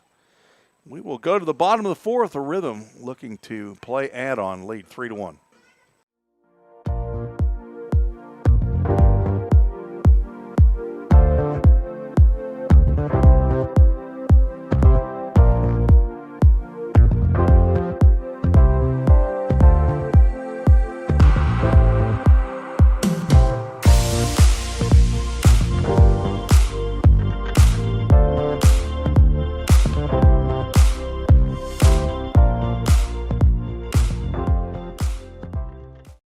This is Lucy. You're listening to Full Count Olympics with my company assemblies on the Full Count Sports Network.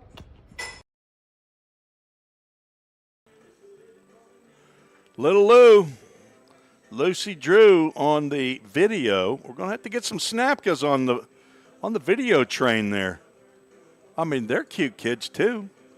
But the Reese kids have jumped ahead of them.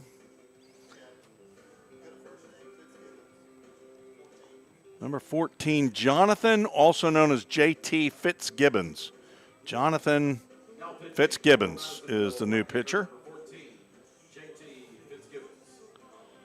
I've seen, not sure if he's pitched against the Rhythm, but he comes on here in the bottom of the 4th inning in relief of Wyatt Burris. Let's check to see what kind of statistical accomplishments Mr. Fitzgibbons has. He faces Charlie Bozeman leading off the bottom of the 4th. Big overhand breaking pitch. Sails in there for a called strike.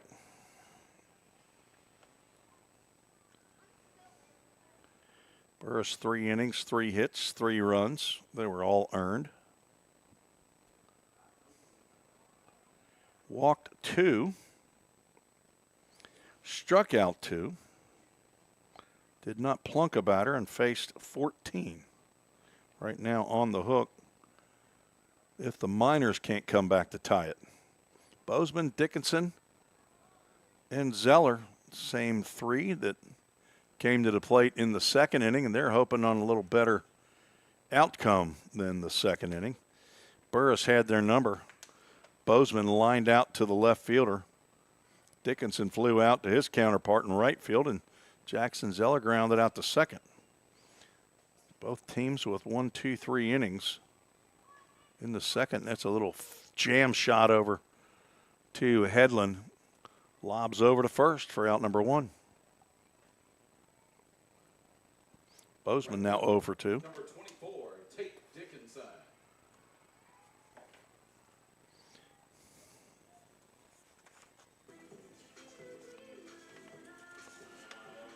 Charlie, the son of Michael and Emily Bozeman, brother to Andrew. Got grandparents in Knoxville in Memphis. Tate Dickinson steps to the plate. His mom, Monique, is here, and he gets plunked. Thanks for playing. I'm heading to first. That's Coach on cheers. The catcher, number 30, Jackson Zeller. JT Fitzgibbons plunks his first batter in this game. Fitzgibbons, 8th appearance of the year, 8 1/3 innings of relief. 6 hits, 8 runs, they're earned. Has walked 10, struck out 9, and that's his second plunking of the year as Jackson Zeller comes to the plate. Grounded out the second.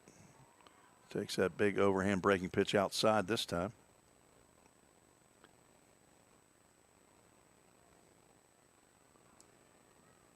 Is there a World Cup soccer game going on now, or do they only play one today? Yeah, I watched that game. France, and it showed as MAR on the little short scoreboard there, and had to figure that out. Turned into Morocco. Well, huge jump over at first base, but Fitzgibbons held it long enough.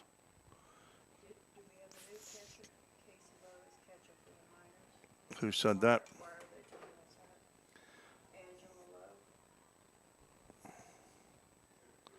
It's very possible. I didn't see anybody wave anybody in, but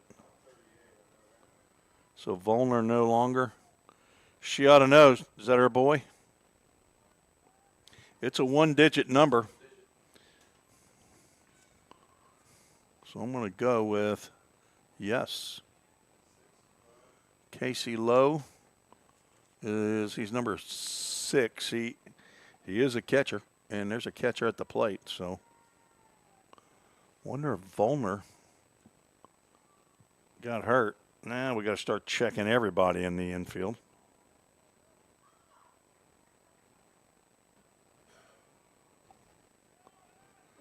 Face shot there for ball 4. Runner was going, but he'll ease on in there as Zeller walks. So a hit batter and a walk to put runners at first and second.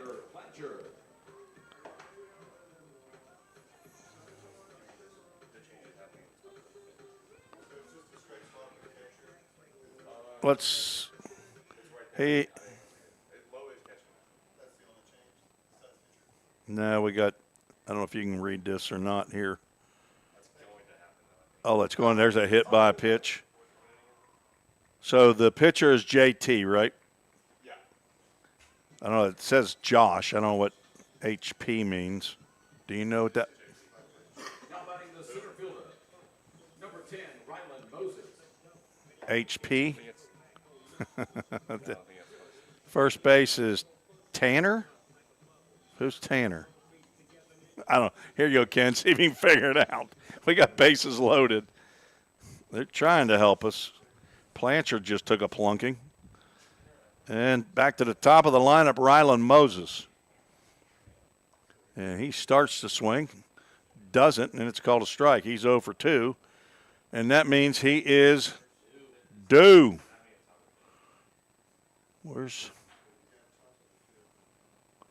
It's my son. I recognize him. That's good. And he gets plunked to get an RBI, and he's heading to first. An RBI the hard way. Gets hit in the legs. Third hit batter of the inning.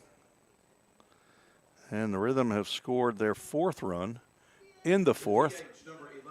And I'm assuming this is going to be the pitching coach going out to have a chat, Riley McElfresh. Maybe that'll give us a little time to figure out what's going on here in the ball game. So Casey Lowe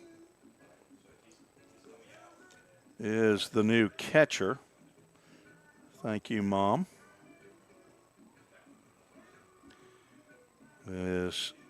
He comes in the bottom of the 4th. Let's see if I can figure out. First baseman is 26. 7 is Mesa. I think he's still at shortstop. There's 19 is the his third baseman, Jaden Hernandez.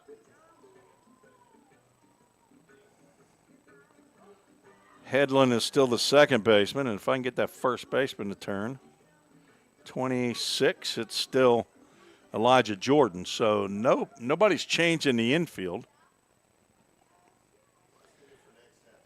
Okay, Gabe Jenkins is at the plate.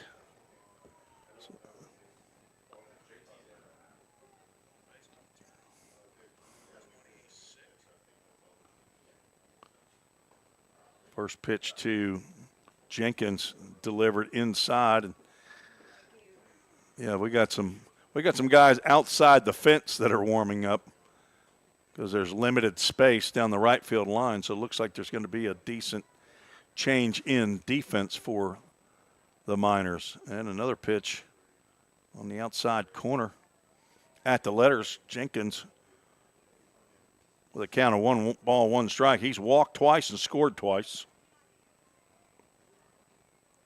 Bases are loaded with Rhythm red. Slow breaking pitch lands down low as it bounced out of his glove, but Jackson Zeller could not come in to score. Wasn't even close to being able to do that. Blanchard is second. Moses at first. That's right down the can for a called strike. The count goes 2 balls and 2 strikes.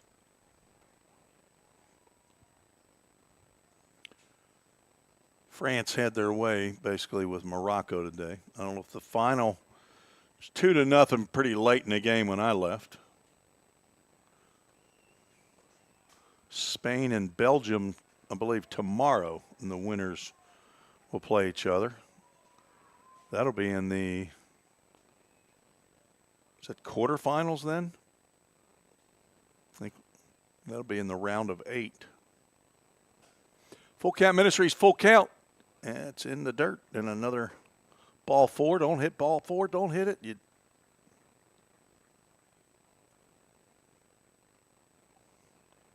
What happened? It didn't give the run for the other team.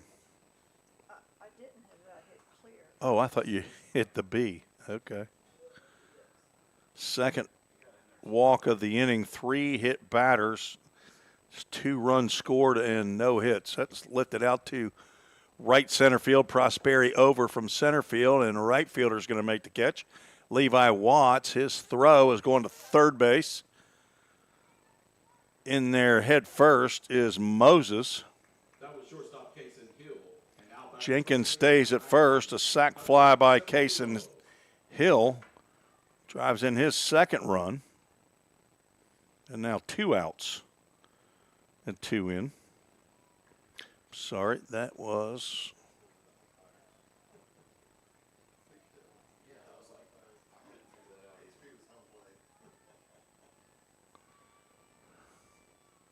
Hudson Separulo at the plate, takes a called strike.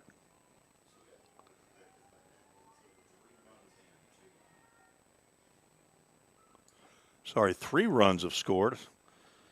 I don't have all my orange diamonds That ball is hit high out the right field, but it's going to be playable for Watts, who makes the catch. He got under it a little bit and drove it high into the air. The Rhythm send 8 to the plate and get a lot of help from J.T. Fitzgibbons as he plunks 3 batters, walks 2, and 3 of them come in to score. 3 runs, no hits, no errors, and I believe 2 runners were left on base. It is 6-1. Is that what your scorebug says? Atta girl, Suze. The director handling it.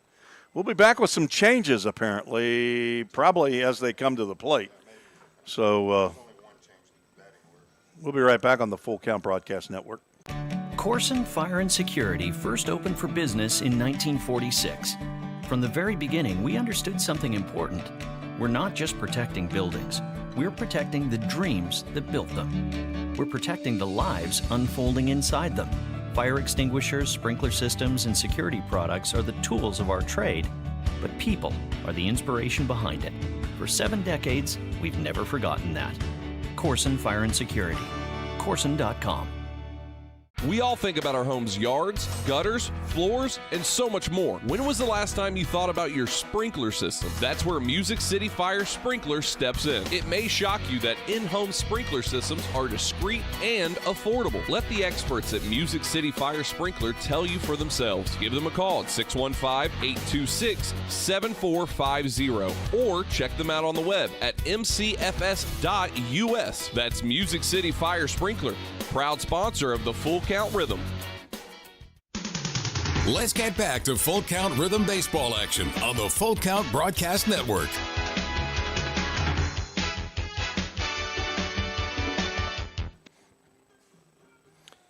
All right, we think we got it figured out as Corbin Craver is back out on the mound for the Rhythm with a 6-1 lead. 6-1 was the final score for the Madisonville Miners back on June the 18th. Right here, that was a game that Zach Williams broadcasted. That was also the game that Devin McCarron and Tate Dickinson ran into each other. That ended the night as Devin McCarron, a devastating injury to his lower body, and he is recovering even now. He checked in early as the pinch hitter, Caleb Braden, hits one high in the air. Tate Dickinson comes in, makes the catch for out number 1. Correction, that was number 23, Caleb Braden. Caleb Braden hits for Elijah Jordan, and he will go in and play third base.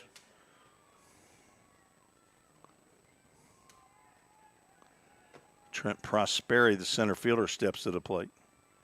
Prosperi's 1 for 2.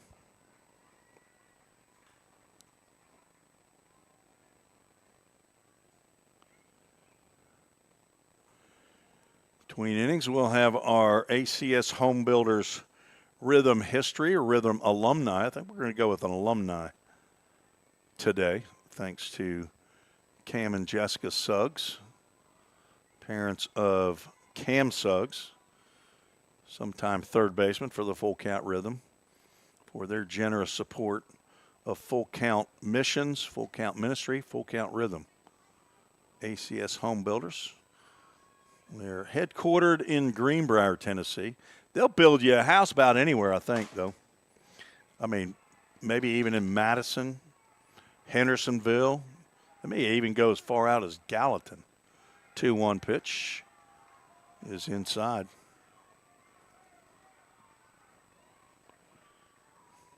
Caleb Braden, they go in at third base, is from San Angelo, Texas. I think the Miners lead the OVL in players from Texas. 3-1, misses outside. Prosperi draws a walk. It's the third walk of the game by Craver. God bless you. Shortstop, number 19. Good thing we turned your microphone down there, Sneezy. Jaden Hernandez gets his third at-bat. He's 0 for 2. Sol Ross State University, Humble, Texas. I'm going to go somewhere. That one's grounded foul. Humble, I'm going to say, is somewhere in the northern middle Texas region. Where do you think Saul Ross is? Okay. The runner from first takes off, pitches low and away. Throw is late. Prosperi with a stolen bag. He's got a few of those this year. I think he's in double digits. Let's take a little look-see. That's his 11th, according to Game Changer. It's been caught 4 times. Now it's second base with 1 out. Fastball downstairs. 2 balls and a strike.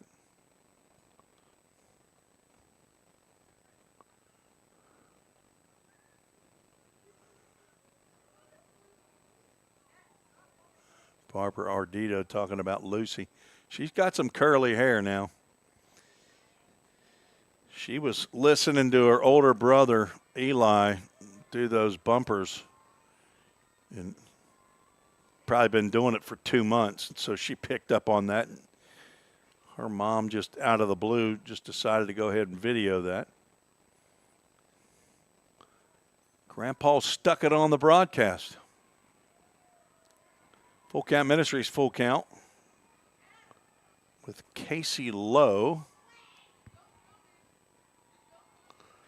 standing in the on-deck area. Humbles is Houston. Okay. That's lifted out the left field.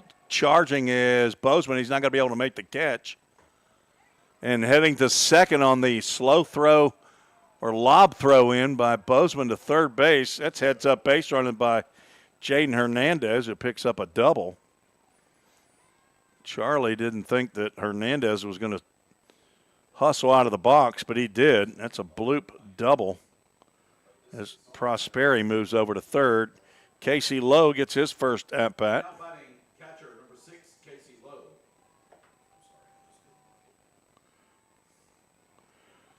And with 1 out, the Miners have something cooking here in the top of the 5th. Lowe came in for Landon Volner as we had a sharp-eyed mom out there. She recognized her son's backside with catching gear on. Angela Lowe. Thank you, Mom. Heather Braden, she says Humble is Houston. Sol Ross is Far West Texas.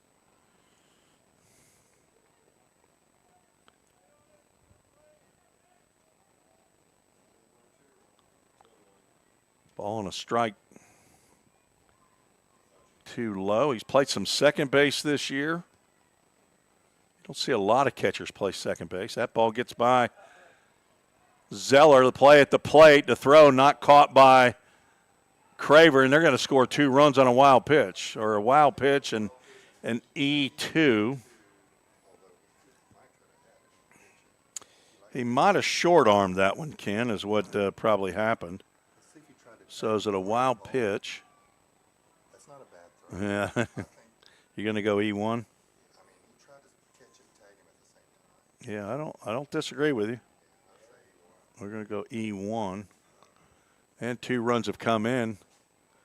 And the count goes 3 balls and a strike to Lowe. He says, you just took away my RBIs. First error of the ball game for either team.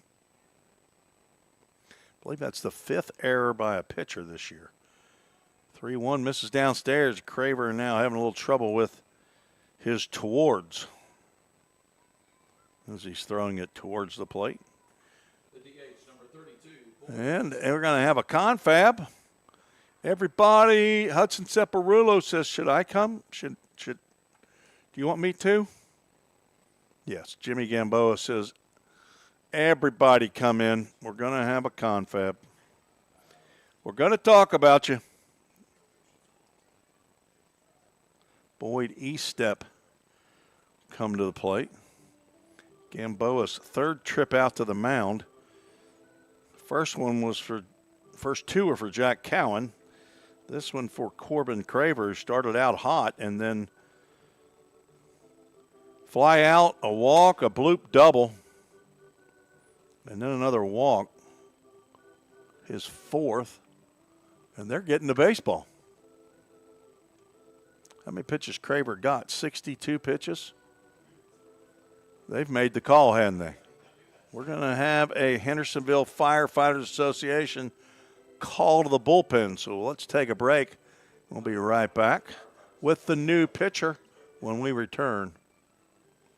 At the Hendersonville Firefighters Association, IAFF Local 3460, we believe our mission goes beyond the firehouse.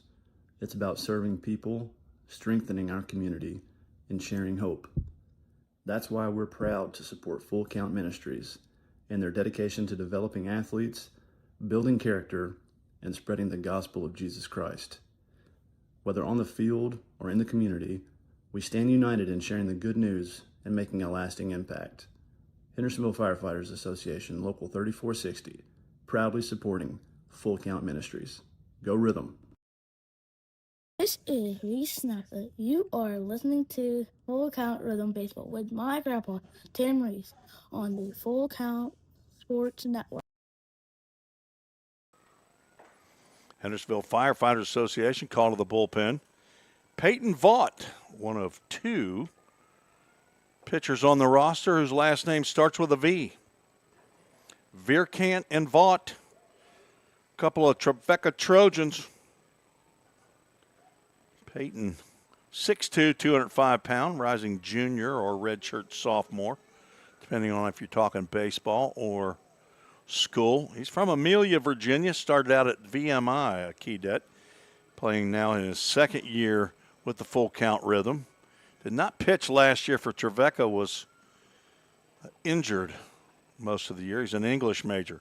Son of Robert and Carrie Vaught, brother to Anna and Jack. He's got grandparents in Lynchburg, Virginia. He calls them Papa and Nanny. Last year for the Rhythm, 13 games, 1 start. He was a 1-0 record. Couple of saves in 24 innings at a 2.55 ERA. He is on for his second appearance with the Rhythm and hoping on a little better outing this time than he had the last time. 2/3 of an inning, gave up 3 hits, 2 runs. He's got an ERA he'd like to lower here with a couple innings of relief of Corbin Craver, who right now, I guess, has given up one of those runs is earned. One right now is unearned, but he's given up 2. Walked 4 batters, struck out 3. Did not hit anybody. That's admirable. He faced, I got 15 in his 3 innings completed. Rhythm looking for a couple of outs here with a runner on first base. Boyd Estep's grounded back to the pitcher both times he's come to the plate. No emails tonight to treesports@gmail.com. Got a text. My favorite son, Wilson Reese, tuning in for World Cup information. Throw to second for 1. The throw from Blanchard is high, and they're going to tag him. They got him a double play as Estep made a furtive move towards second base, as they say. So no E4, right? So that's does he reach on a fielder's choice, or does that turn into a 5-4-3 double play? 5-4-3 do that double play, just what the doctor ordered for Peyton Vaught and the Full Count Rhythm, as the Miners score 2. I believe one of those is unearned. Check with our official scorer, Ken Stegall. And they get that on 1 hit. There was 1 error, nobody left on base. We're going to keep it right here as we got our ACS Home Builders Alumni Spotlight. And that's Hayden Frank the left-hander from Lipscomb, formerly of Riceville, Tennessee. Big left-hander, played in year number 1 with the full count rhythm. It didn't have an especially great season for full count. Had a 9 ERA in 10 appearances, 11 innings. But he had a very nice career at Lipscomb University and is currently being paid to play baseball in the minor leagues. He's with the Myrtle Beach Pelicans in Single A. He was a 15th round draft pick for the Chicago Cubs in 2024. He currently has 14 games, 5 starts, almost 50 innings. He has struck out 52 batters. A 3-4 record, which minor leagues are not really looking at the record that much. They want to see what your pitches look like. He has walked 28 batters in those 49 innings, but struck out 52. Hayden Frank, the big 6 foot, let's see where they listed him at, 6'6", 220-pound left-hander from Riceville, Tennessee, is our ACS Home Builders Alumni Spotlight, a former Lipscomb Bison. Appreciate ACS Home Builders for their support of full count rhythm baseball. 6-3. Miners get 2 back as Bryson Hamilton stands in. Pitch from, assume this is still JT Fitzgibbons out there on the mound. So Braden is at third base. So you're saying that Jaden Hernandez is at shortstop? He sure is. Well, they all went clockwise. That's nice. Helpful of head coach Stephen McNett. 1-1 pitch to Hamilton. Misses just a bit outside. Tried the corner and missed.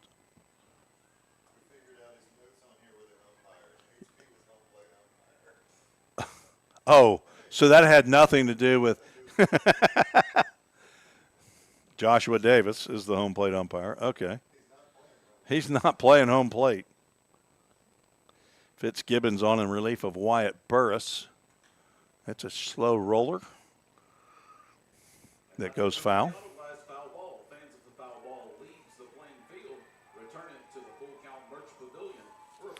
All right, so I got to get Caleb Braden down there at third base. So he comes in the bottom of the 5th. The pitch, breaking pitch hit high out to left field. The shortstop is Hernandez now. Makes the catch.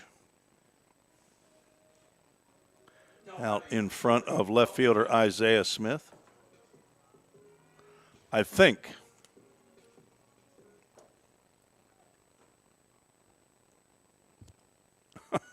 I can't see through all the cameras.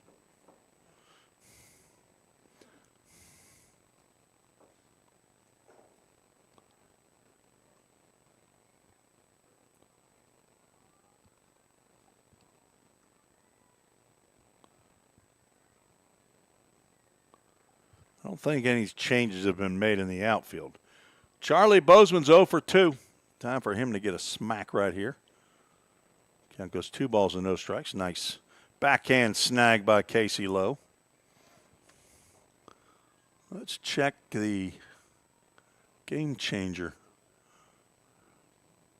scoreboard to see what's going on in other OVL action. Henderson Flash leading game 2 as that one's grounded down to Braden. He gobbles it up, throws over to first. Hedlund stretches for out number 2. Bozeman now 0 for 3. Tate Dickinson plunked by the first pitch he saw out of the hand of JT Fitzgibbons. He scored a run in the 4th. He's 0 for 1. Flash leading Hoptown 5-2 in game 2. sir. First pitch to Dickinson in there for a called strike. So yeah, you're right. The single by Blanchard is the only one who came in to score. Everybody else is a walk or a hit by pitch. Yeah, Madisonville's kind of handed it to us here, and a check swing, and Dickinson is rung up by Tanner Allison down at first base. He is not happy about that call.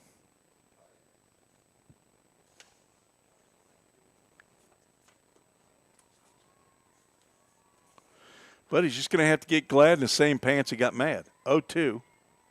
Misses outside. We didn't have any takers on our Armour hot dog commercial. Probably don't have any old people out there. Watch it. That's exactly right. Kids that climb on rocks. Okay, so I think it goes. Yeah, I think that's exactly. That's a pop-up into shallow left center. Out is Hernandez. He makes 2 pop-up catches for a 1-2-3 inning. Fitzgibbons finds out if you throw it around the plate and they swing at it, you might get outs. Fat kids, sissy kids, kids that climb on rocks, tough kids. No, fat kids, skinny kids, kids that climb on rocks, tough kids, sissy kids, even kids with chicken pox love hot dogs. Armour hot dogs. The dogs kids love to bite. That's what I said. All right, let's take a break. Be right back. United Machine and Tool has been manufacturing the highest quality projects for a wide variety of industries for over 35 years. We deliver high-quality CNC machine components and fabrication projects from prototype to production. United Machine and Tool is committed to quality and excellence in the manufacturing industry. We're located in Goodlettsville, Tennessee. Check us out on the web at umttn.com for any manufacturing need. That's United Machine and Tool, a proud sponsor of the Full Count Rhythm. Let's get back to Full Count Rhythm baseball action on the Full Count Broadcast Network.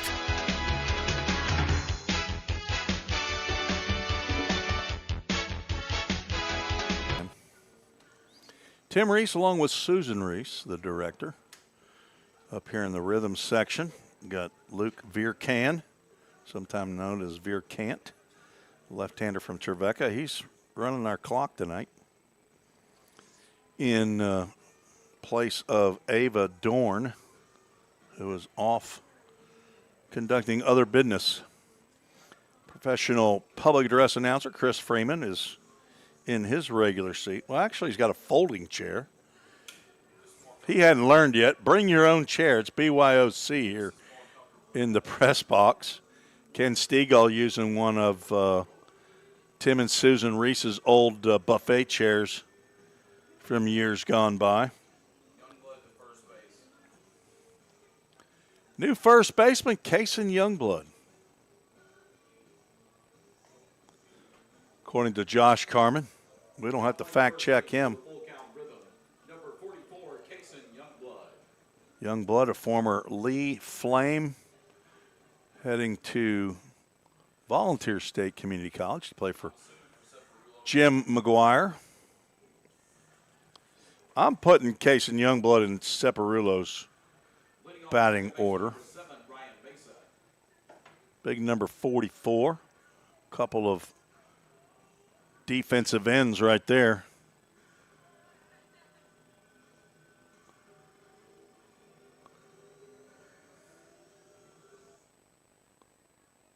Wanted to get to that last one, didn't you? Peyton Vaught still out on the mound for the Rhythm. Loses his lid and gets a called strike. 2 more of those, and it's time for a haircut, Peyton. He came in and got a dudette double play off the bat of Boyd Eastep. Grounded to third base. Bryson Hamilton goes to Blanchard at second, and Blanchard had the forethought to throw it over the head of Hudson Separulo, have it bounce off of the block wall in front of the first base dugout in anticipation of Eastep thinking that ball was going to carry him away and he might go to second base. And he made a move towards second base, and as soon as he did it, turned around, he said, oh, no, I shouldn't have done that. And Ceparulo put the tag on him for the third out of the inning. Vaught delivers again. Comes out from underneath his hat.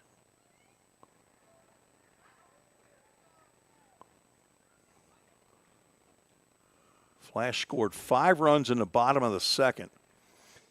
Luke, take some barrettes, bobby pins down to Peyton Vaught. We can't be watching this all game, okay?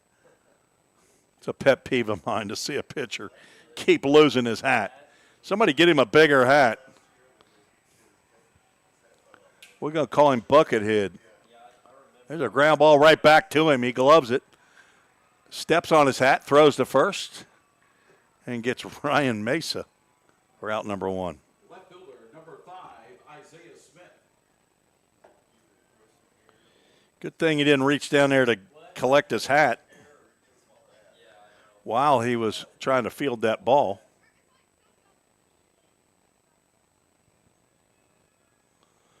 Thanks to everybody who's chimed in on our chat tonight. Another one back up the middle, and that will sneak on through. Isaiah Smith, the leadoff batter, is on for the 3rd time in 4 plate appearances. Right fielder, number 4, Levi Watts. I assume that is still Isaiah Smith. 4th hit of the night for the Miners. Rhythm have 3 hits. Have received a lot of help from Miners pitching. Watts could not hold up.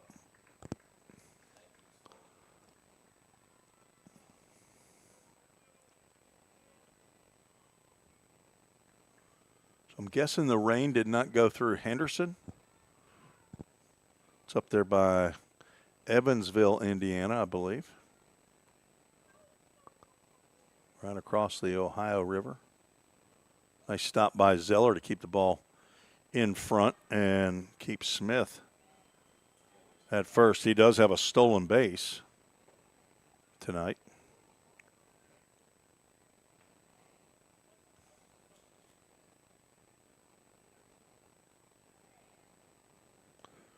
Miners with a couple of stolen bags.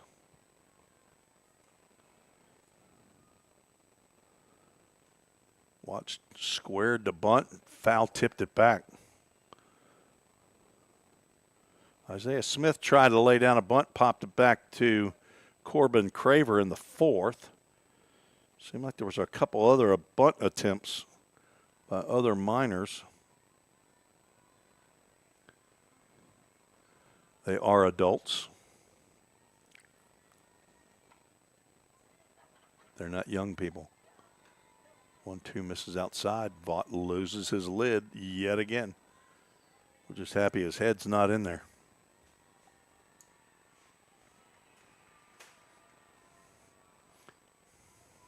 Ken Stiegel used to sit right next to me. Did Zach sit right here behind? Or no, you sat here. It was you that sat behind the cameras. The guy who needed to see the game the best, our official scorer, had to look through. At that time, we were probably only running 1 or 2 cameras. We've got 4 cameras trying to get through about an 18-inch by 12-inch space, I'd say, maybe. My guesstimator's probably not good. Full Count Ministries, Full Count's going to have to wait after this throw to first base. Hey, look at there. Peyton did not lose his lid on the throw to first. Small steps, Luke. Small steps. Well, he obviously didn't want to throw it too hard. Didn't think Case and Youngblood would be able to catch upper 80s. See if the runner takes off. He is not off, and the pitch is sliced out of play. A AAA autoglass foul ball. And that's another AAA autoglass foul ball. Levi Watts, another Appleton, Wisconsin. How many Wisconsiners do they have? 3. They got Jack Adler from Oconto Falls. That's near, I think that's Lena, Wisconsin. And Green Bay, I believe, ball 4.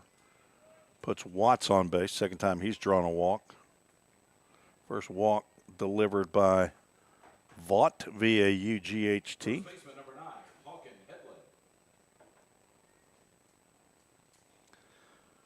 Hedlund. Hawken Hedlund started this game as a second baseman. Now he's the first baseman. If they make one more change, he's going to be in a dugout. If we're going to go around the horn. You think he can go to catcher? Fastball misses outside. Every pitch. It's getting to be chronic.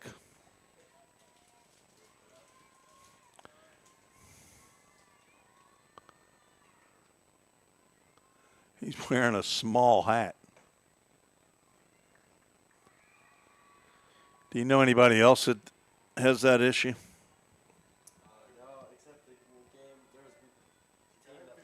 Sweeney had it a time or two. Then he got a haircut. 2 balls, no strikes. Hedlund 0 for 3. 3-hole hitter does not offer, and the count goes 3-0. And Vaught picks his hat up again.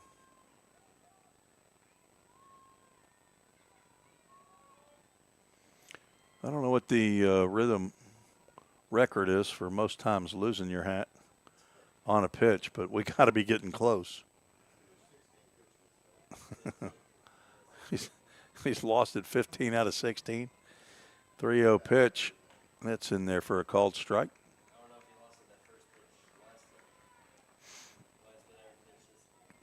On deck, Caleb Braden.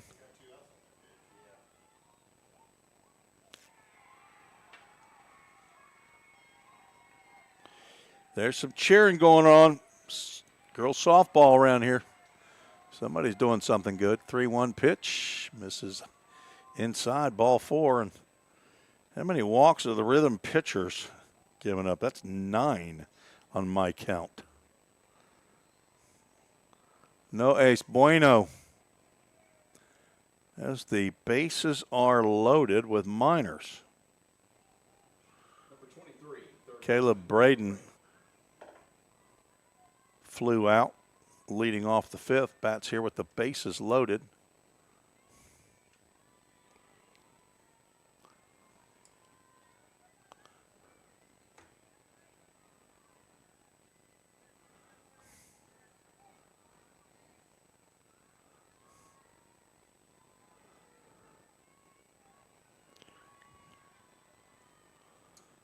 Flash have extended their lead to 6-2. So they still bat in the bottom of the 3rd. Wonder if they've had some rain over there. Slider misses outside, and hey, look at there. The hat stayed on his noodle. I think, let's see if the Rotors are back playing as they host the Chiefs. That gets the call at the knees as Vaught is ahead. I thought it was the first one wasn't a strike. Apparently not. Both scoreboards I'm looking at say 1 ball, 1 strike. Swing and a foul tip. No. Ball got out of Zeller's glove, and the count goes 1 ball, 2 strikes.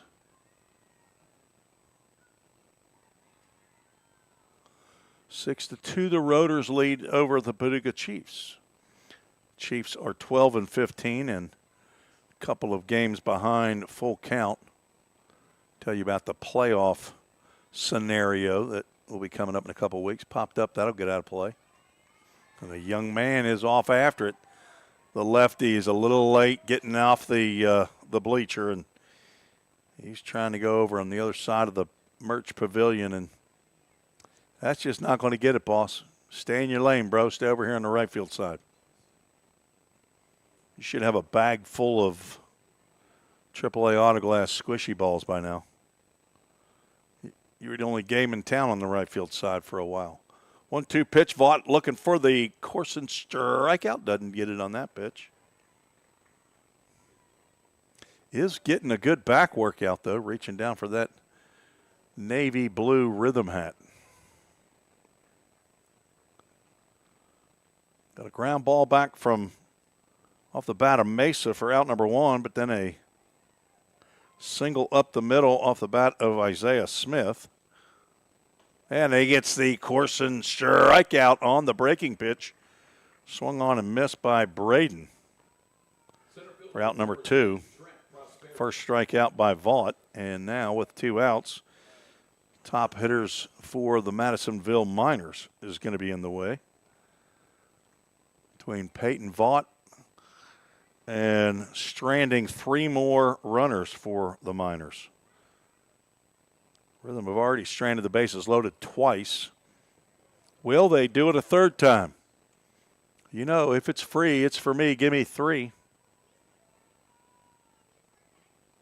Swing and a miss. Looks like Vaught's dialing in on that slider now. Prosperi 1 for 2. Driven in a run, scored a run. Fort Worth, Texas. Rose State.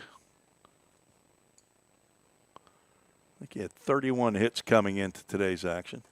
Swing and a miss on a high fastball.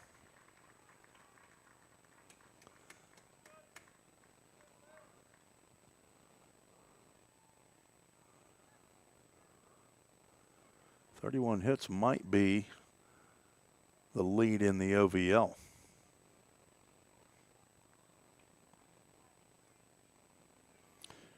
Nothing too fat right here, Peyton, but don't hit him. A backup slider there, Prosperi. Probably could have taken that one in the left hip, but that's just not a natural movement. Turn that hip into a backup slider. Yeah, he had 31 hits, now has 32.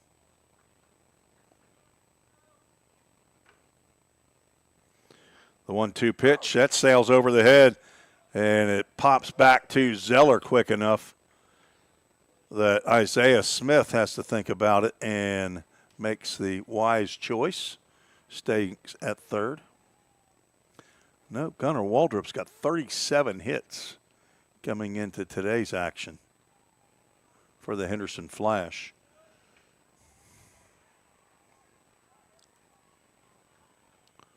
See if anybody in Hoptown's got anything close to that. 2 balls, 2 strikes, 2 outs. The bases are loaded. A little late swing there by Prosperi as he hit that one right before it got into Zeller's glove. Fouls it over to the on-deck area. Dominic Hartman, 28 hits for the Hoppers. Pretty sure Fulton doesn't have anybody. Getting close to 37 hits. Well, I take that back. Thomas Kuhn with 35. Been a minute since I looked. 2-2, hops out of the glove of Zeller. Again, it doesn't get away far enough. And we've come to a decision point, Luke.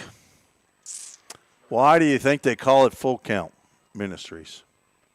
Because when it's 3 balls and 2 strikes, you got to make a decision. Do I swing or do I let it go by? It's full count. Well, it's going to depend on where that pitch is. The runner should be on the move. Vaught comes set and delivers. Popped up into right field. This should end the inning. Tate Dickinson, in true Peyton Vaught fashion, loses his lid, does a 360, and catches it and does a backflip. No, he didn't. I'm just kidding. It was behind that light pole. He did a backflip, banana ball here, as Peyton Vaught wiggles off the hook and strands 3 more Miners. That's 11. No runs, 1 hit, No errors, 3 runners left on base. 11, yes, left on base. So Rhythm leads 6-3. It's time to get some Country Financial. Zach Williams Insurance runs. We'll be right back.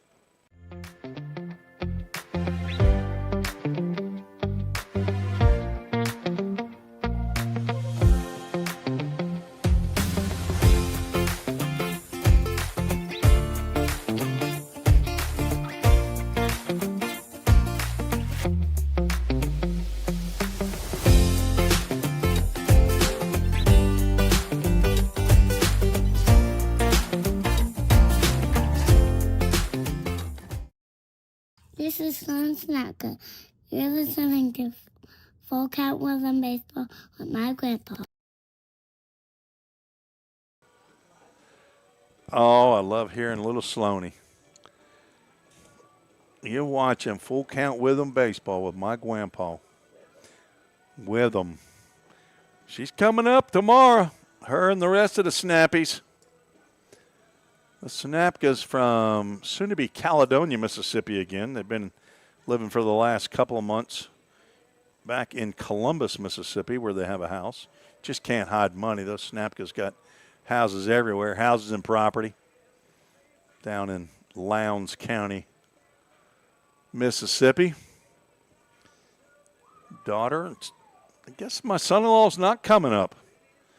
Just her and the 3 kids, but they're going to drop that 4.5-year-old, Sloan, Catherine Snapka, off, and she's going to stay with Grandpa and Zizi for a week.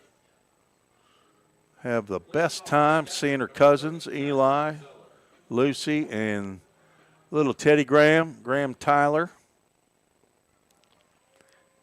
New pitcher on for the Miners, one of the Naramore twins. Carter.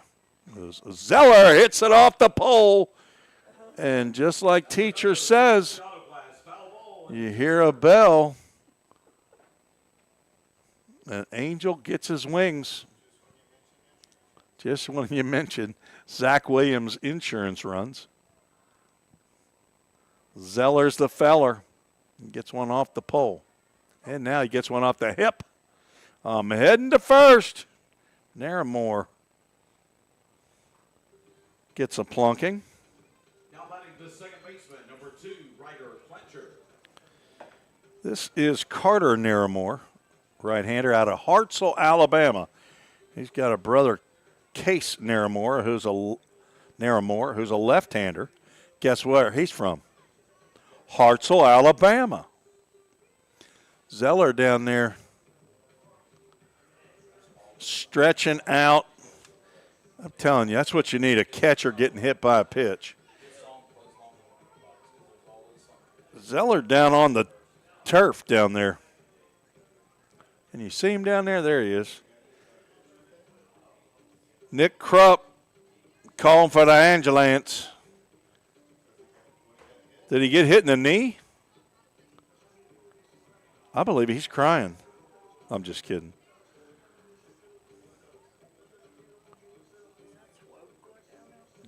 Is that that's not Brad Swope, is it? Who is that? Yeah, Brad and Jan, I didn't see them here for host family. I don't know who our backup.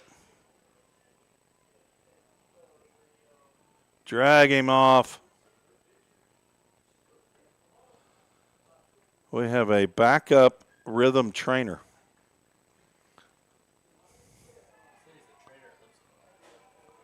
Oh, is that right? Now Jackson looks perfectly fine. All he needed was a little love from the trainer. Yeah, it's all a decoy. Jackson Zeller, he is fixing to steal second, says Ken Stiegel. You got your stolen base card? How many stolen bases do you think Zeller's got? He's got none. He's got none.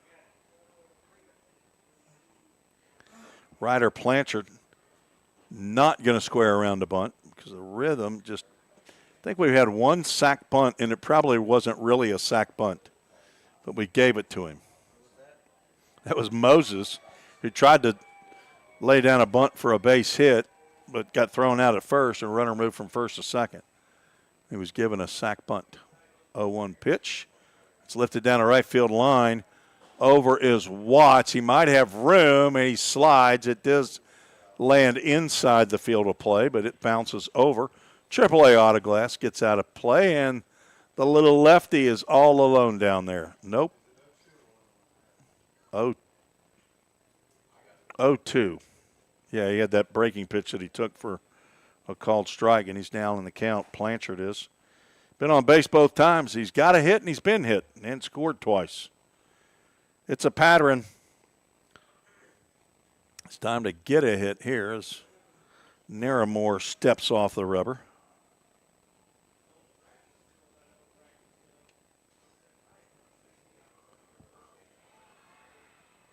Nobody out. Zeller down at first and shallow right field. Watts will come on and make the catch for out number 1. Now back to the top of the lineup as you see our man Sladen Moses picking up the bats. Is he slowing down a little bit? Back to the top of the lineup. 4th time through. Yard card. Ken Stegall making the call. Moses. He's due. And had a homer in a while. Maybe since that's out the left field. Well hit. Back goes Isaiah Smith, but he's going to come in and drop the baseball. He got underneath it. He almost overran it.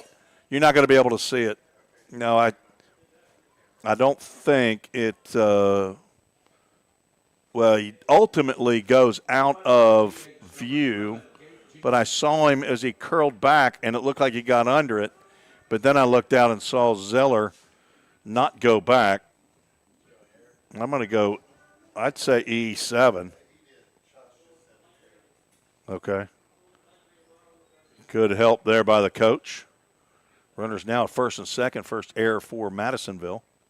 That's a ground ball to the right side. Gabe Jenkins hustling and a juggle, and Gabe Jenkins is in there safely. Hawken Headland got the throw from Ryan Mesa, but then juggled it. I'm going to go E3 there.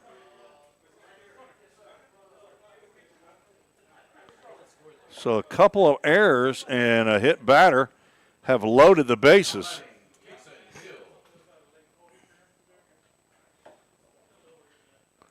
Cason Hill with a chance to drive in some Country Financial Zach Williams insurance runs, fouls it back. Hill is 1 for 2, 2 RBIs. Going to need a little crowd control up here in the press box here soon. Guys, we're broadcasting over here. Good thing we don't have the camera inside the press box. Casey Lowe with the stop. Not sure how many times full counts had the bases loaded. At least once. We had a sac fly on with bases loaded, but 1 out. And Madisonville is gifting base runners again. Not with the walk as much as that's a step off. Time called. What do we got going on? Did a ball get loose in the bullpen? Apparently not. Home plate umpire came out and made sure that everybody knew time was out. Cason Hill, sac fly last time up. Must have been with the bases loaded. That was, as he takes a called strike. He's got a couple of RBIs on the night. Licking his chops right here. The ball, 2 strikes from Carter Naramore.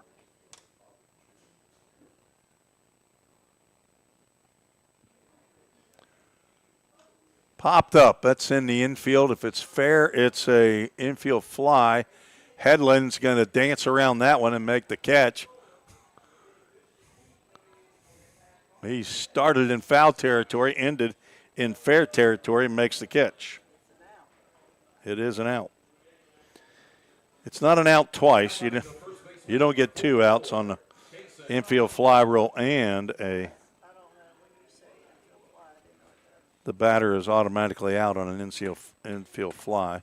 Runners advance at their own peril. Kason Youngblood gets his first at-bat in a big situation here. Fouls it off the top of the backstop. He's on for Hudson Separulo, who's finished the night with a 1-for-2 night, a couple of RBIs. He also had a sac fly.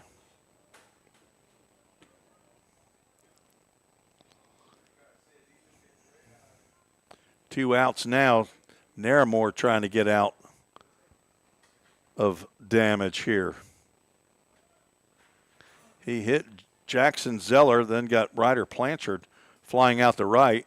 Then his defense let him down. Error on the left fielder on a fly ball and an error on a ground out or ground ball to second. That breaking pitch comes out of the hand wrong and it lands high.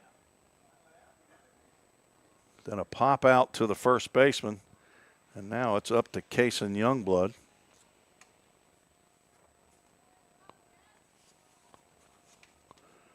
Youngblood played 5 games and then sat out for probably about 3 weeks. Had an injured foot, and back now, finishing his first week back, 6'4", 240-pound rising sophomore. He's transferring to Volunteer State. Played high school at Providence Christian Academy in Murfreesboro.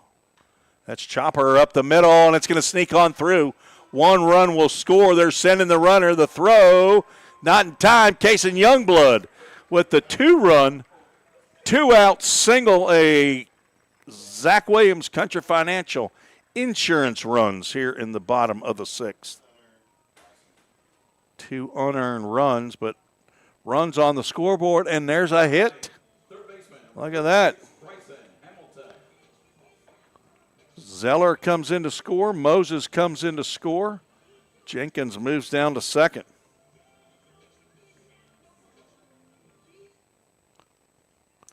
That brings Bryson Hamilton to the plate. He could leave the yard here and give the Rhythm a big lead. Naramore gets the call on that pitch on the outside corner. Bryson also 6'4", 230 pounds.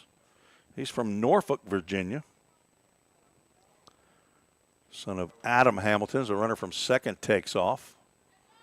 A little slow behind him was Kason Youngblood, but they'll both return as Hamilton fouls a AAA autoglass foul ball off to the side. Adam Hamilton from Virginia Beach. Christina Hamilton, his mom, hangs out in Norfolk, Virginia. He's got a grandma in Virginia Beach. He's got a granddaddy and a grandmommy in Ocean City, Maryland.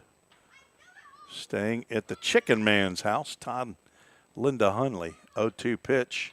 Drilled in the left field. That's going to be down for a base hit.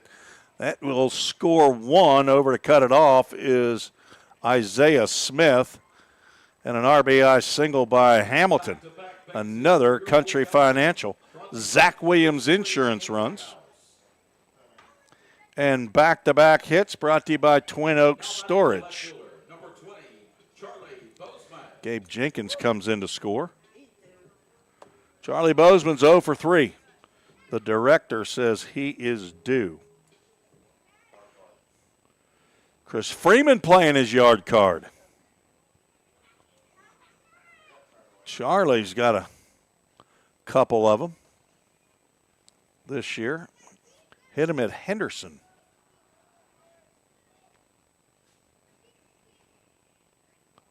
He's got 3, actually. I don't remember where he hit his third one, probably here. 11 RBIs. He leads the team in plunkings. Throw down to first, and that's going to hit Bryson in the keister. And bounces right up to Hawk and Headland. Jenkins cannot advance. Rhythm scored 1 in the first to tie it, scored 2 in the third, 3 in the fourth, and 3 so far here in the 6th. The Miners scored 2 in the top of the 5th. So that slider misses upstairs. Count goes 3 balls and no strikes. Tate Dickinson waiting patiently in the on-deck area.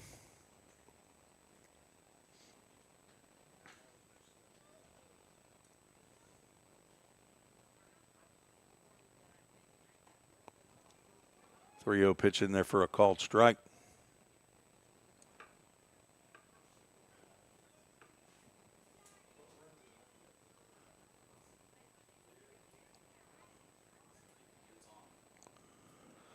Naramore, the third minor pitcher. Sails one high, and that's ball 4, loads the bases. Second time they have been loaded in this inning, as we'll have a mound visit. Chris Freeman gets to roll if he wants. He gets his yard card back. He doesn't have to use it right here with Tate Dickinson. Now you got to play 7 innings. This is the bottom of the 6th.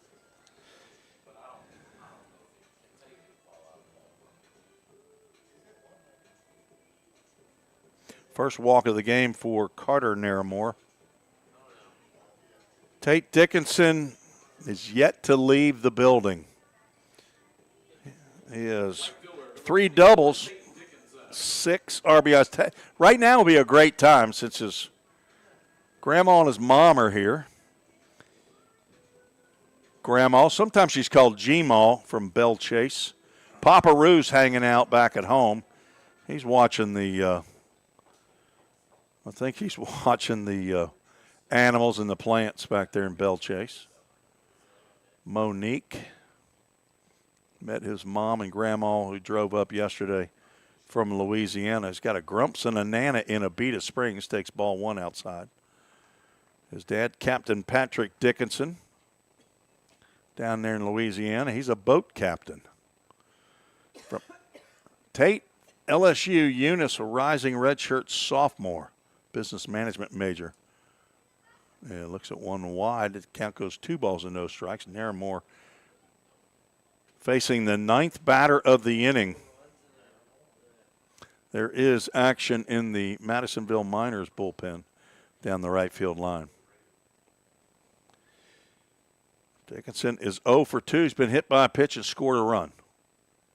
Takes that pitch on the outside corner for a called strike.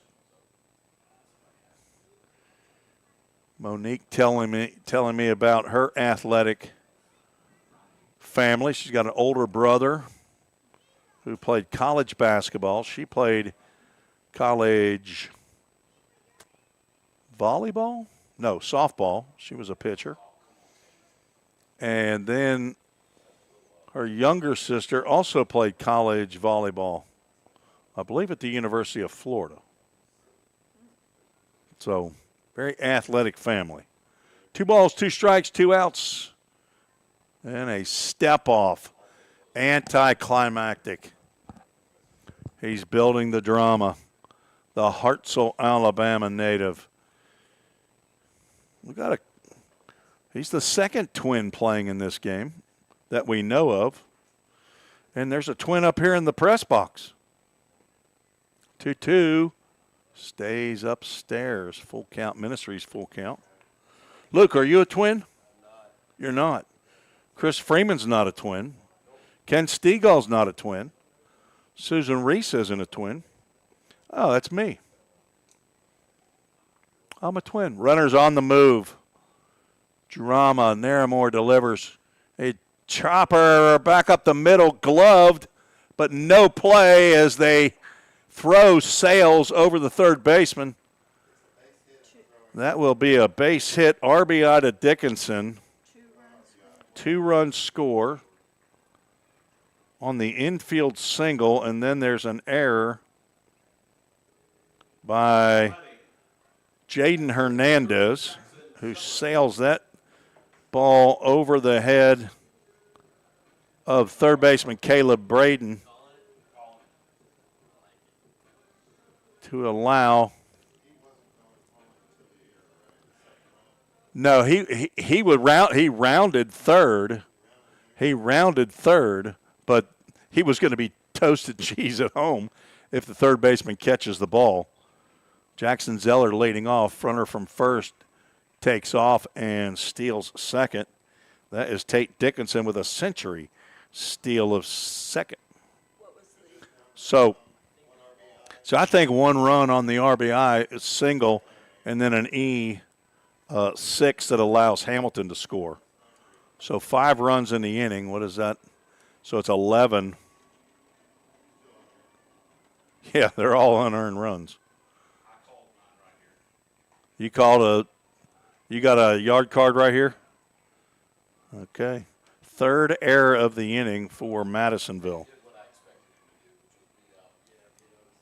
It's a nice play by Hernandez to keep it in the infield as he slid, but, I mean, he had the runner at third dead to rights, but he just sailed it over. A nice stop by Loa behind the plate. Zeller hit by a pitch and then came in to score the first run. Rhythm 3 hits in the inning to match the 3 errors. All these runs are unearned, as this is the 10th batter to come to the plate. And Zeller takes a 2-1 pitch right on the outside corner. Zeller's home runs at Fulton at Low House Field were both to right field, right center field, right field. He went over the short porch and right onto the public safety building. 2-2 is grounded to the right side. Second baseman Ryan Mesa throws to first. This time Headland makes the catch for the final out. And that ends the nightmare inning for the Madisonville Miners. 5 unearned runs on 3 hits, 3 errors, and what do we have? 2 runners left on base. That's a bunch of Country Financial Zach Williams insurance runs right there. In the bottom of the 6th, the Rhythm now lead 11-3. And there's a chance for a Mercy Rule victory, which would be the 3rd of the year over the Madisonville Miners if Full Count can pull it off. We'll be right back with the top of the 7th. Corson Fire and Security first opened for business in 1946. From the very beginning, we understood something important. We're not just protecting buildings. We're protecting the dreams that built them. We're protecting the lives unfolding inside them. Fire extinguishers, sprinkler systems, and security products are the tools of our trade, but people are the inspiration behind it. For 7 decades, we've never forgotten that. Corson Fire and Security. Corson.com. We all think about our home's yards, gutters, floors, and so much more. When was the last time you thought about your sprinkler system? That's where Music City Fire Sprinkler steps in. It may shock you that in-home sprinkler systems are discreet and affordable. Let the experts at Music City Fire Sprinkler tell you for themselves. Give them a call at 615-826-7450 or check them out on the web at mcfs.us. That's Music City Fire Sprinkler, proud sponsor of the Full Count Rhythm. Let's get back to Full Count Rhythm baseball action on the Full Count Broadcast Network.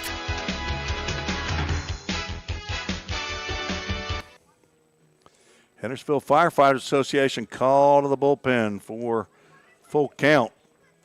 The 4th pitcher on for the Rhythm, Jim Douthit,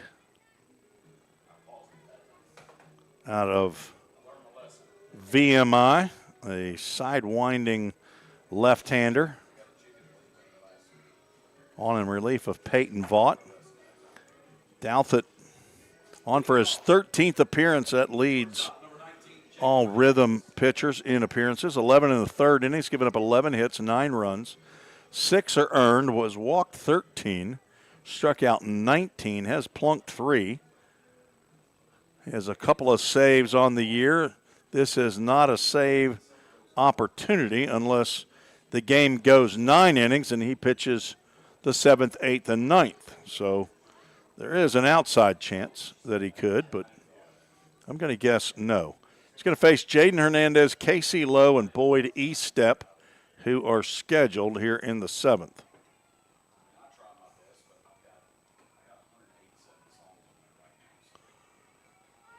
First pitch misses for ball one. Hernandez is 1 for 3.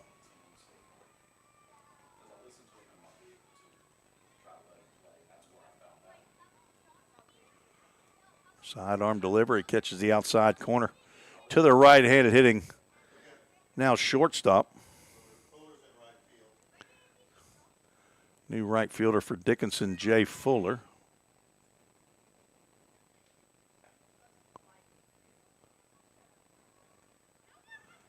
Getting the text? Yes.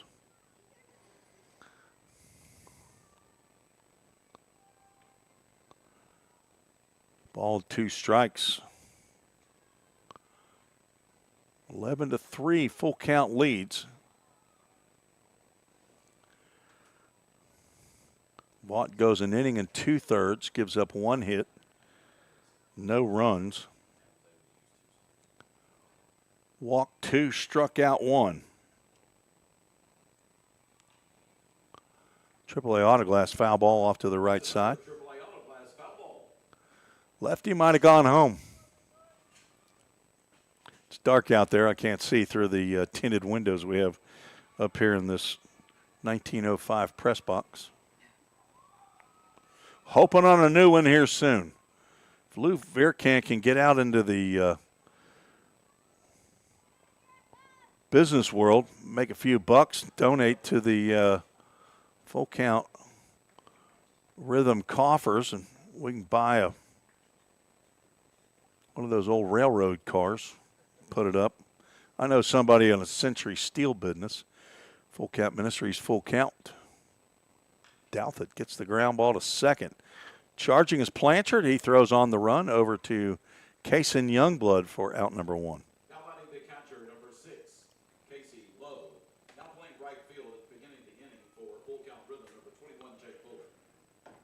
Casey Lowe walked in his only time to the plate tonight. He came on for Landon Volner in the bottom of the 4th.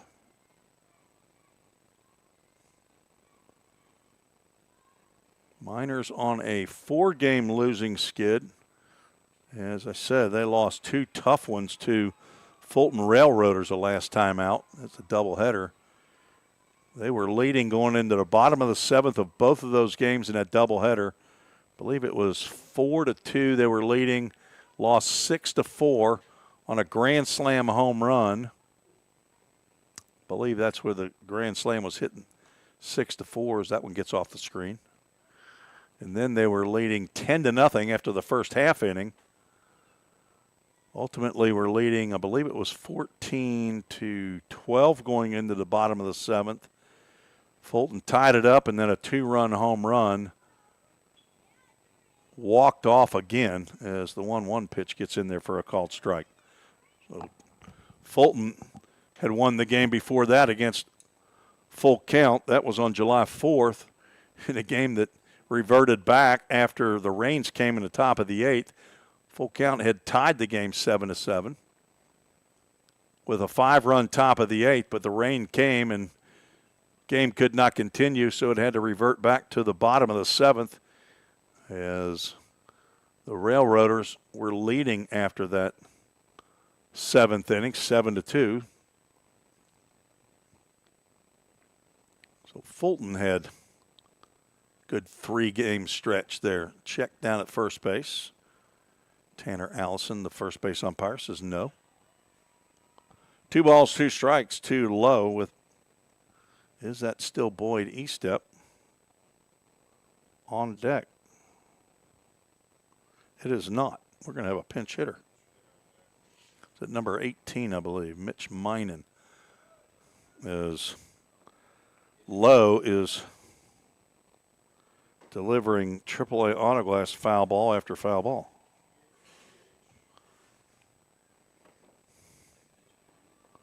Number 18, Mitch Minen, is on deck.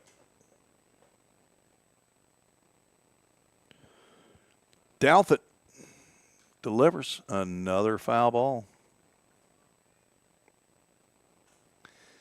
If it doesn't get out of play, I don't call it a AAA Autoglass foul ball. It's not going to break a windshield. No chance. On average in a 9-inning game, Luke Vierkant, our scoreboard operator, what do you think the average foul balls? There's a check swing that's not going to be held up as Lowe goes down swinging for a Corson Fire and Security strikeout. For 2 games, I kept track of foul balls. Even the little, dinkers. If he put the bat on the ball and it went foul, how many foul balls do you think I clocked? Both teams. We're adding both teams together, right? Okay. Both teams. I'll give you another guess. 70. That's honestly, I would have no idea. And I wonder what the on average what top and low would be. I mean, upper and lower, but I had 2 games and they were pretty consistent within 2 foul balls, and it was like 48 and 49 foul balls. Both teams about 25 apiece. It's kind of crazy. Mitch Minen, the pinch hitter, here in the top of the 7th for Boyd Eastep, who was 0 for 3. That's foul tipped, and Jackson Zeller just takes it out on the mask. Zeller with a bit of frustration behind the plate. He's been nicked up a couple of times at the plate with the gear on and at the plate without the gear on. Trainer coming back out. They're getting freshly acquainted.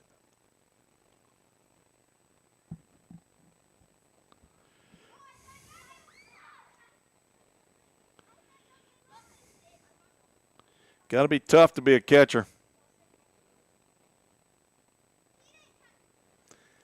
You got to want it. You got to want it.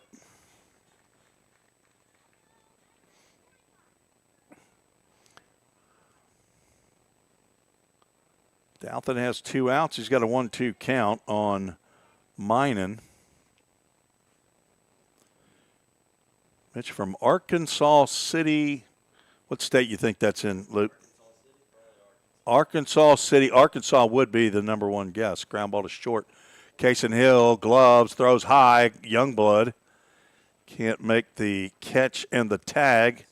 That might have an infield single, or you're going to go E6. E6. Good throw definitely has him. It's just a slowly hit ground ball.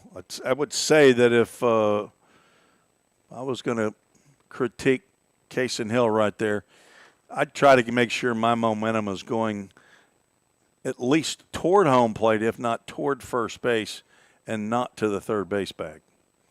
And that's where his momentum was going. He was throwing completely across his body. So an error allows Minen to reach as Ryan Mesa, the 9-hole hitter, at the plate. And he has to back away. Let's make sure it is number 7. Mesa 0 for 1 with a couple of walks. Second error for full count tonight.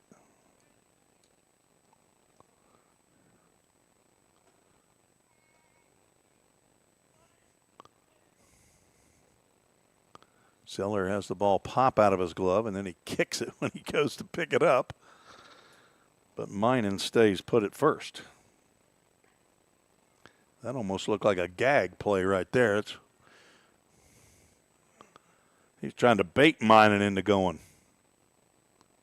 Down by 8. Not sure that's a good move. That pitch missed somewhere. Mesa's proven difficult to pitch to here tonight. Started the game at shortstop. Now at second base. And he has walked for the 3rd time tonight. So many walks he's had this year. Right after I complete my scoring.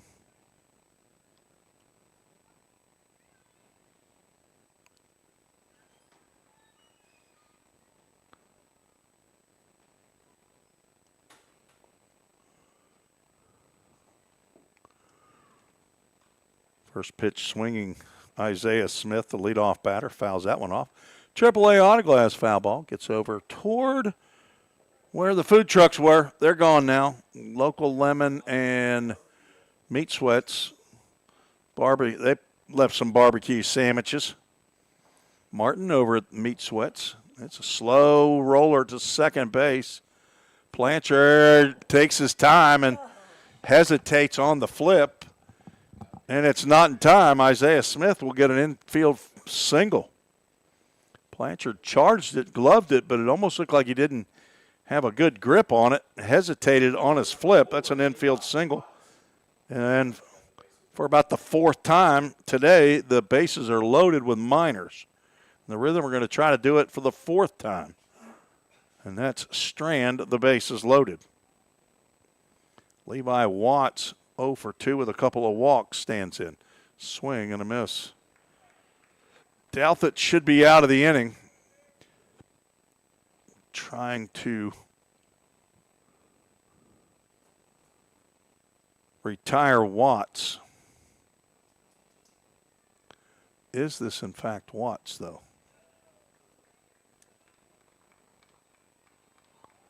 It is not. This is number 28. This is a new. Yeah, this is Mason Schneider. We need an umpire to signal when we have pinch hitter. Ground ball to first base. Youngblood boots it, and that's going to score a run. So an error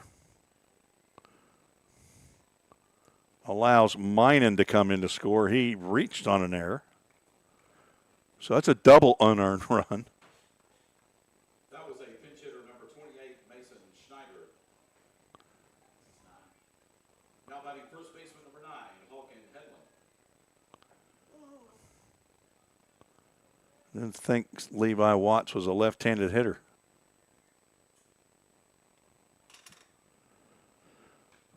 Tapper foul. That might have got a piece of home plate umpire Joshua Davis. Joshua, if you're going to go back and listen to this, the press box needs you to announce or indicate when there are pinch hitters.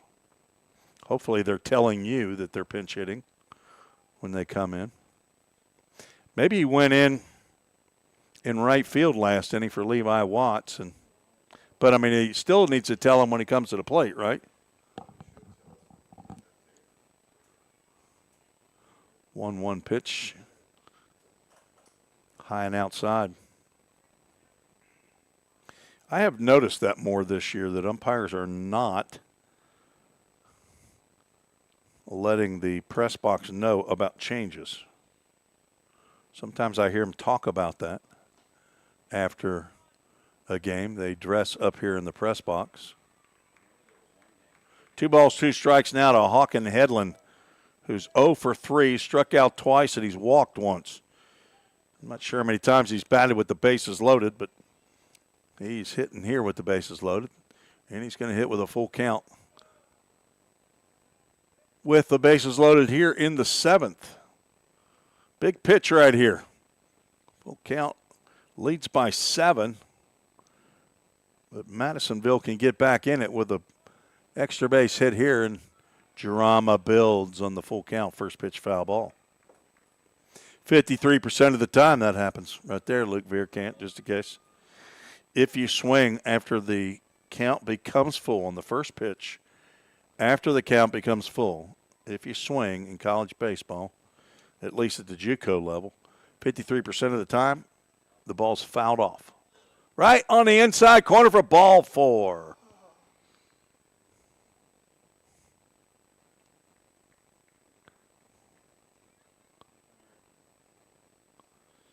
Everything is unearned.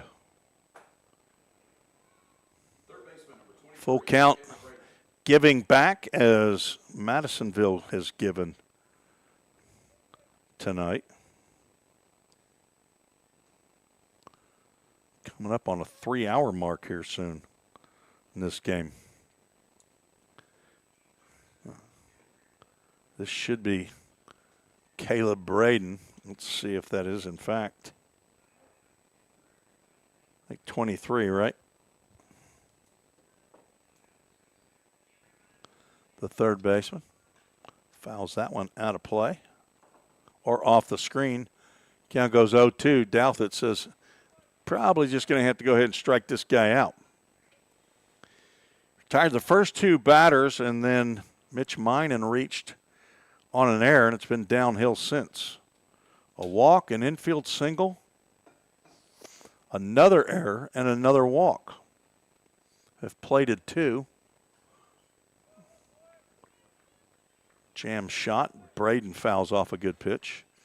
And Slayton out with the white pants, the red shirt, and the molded cleats. Boy's getting his miles in. Trevor showed up. Trevor, where you been? Swing and a miss. And a Corson fire and security strikeout ends the inning. The bases loaded again. They do score two unearned on one hit. There were two errors for the Rhythm and three more. That is 14 runners left on base. We're heading to the home half of the seventh. It's stretch time, Suze. Time to get up and do some toe tapping. We'll be right back on the Full Count Broadcast Network. Don't strike out at your next party. Order the food that will get your crowd cheering. Chick-fil-A of Rivergate. We have many catering options available, from our Chick-fil-A nugget trays to our original Chick-fil-A sandwiches to our chocolate chunk cookies and fudge brownies. We have something for everyone. Order online at chickfil-a.com or call the store at 615-851-4007. If you didn't know, the Full Count Rhythm is part of the organization called Full Count Ministries. Full Count's mission is to give every baseball player the opportunity to hear the gospel, respond to the gospel, and grow in the relationship with Jesus. With Full Count, you could lead by discipling the next generation by using our resources, or you could go on international mission trips. For more of what we do, check out our website at fullcountministries.com or our pages on Instagram and Facebook. Let's get back to Full Count Rhythm Baseball action on the Full Count Broadcast Network.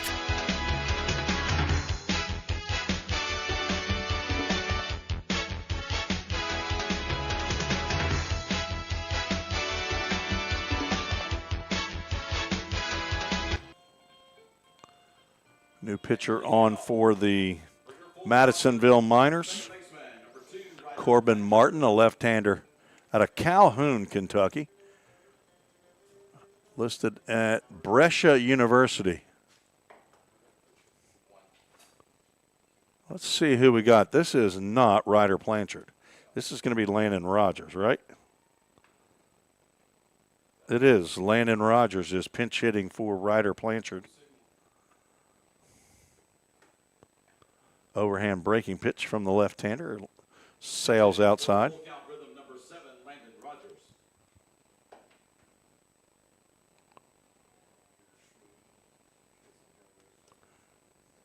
Rogers, a Trevecca Trojan.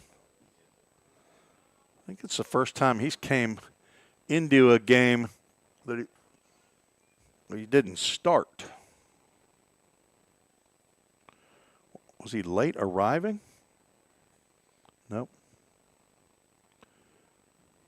That's drilled out to left field. That's going to get down for a base knock for the former Memphisian.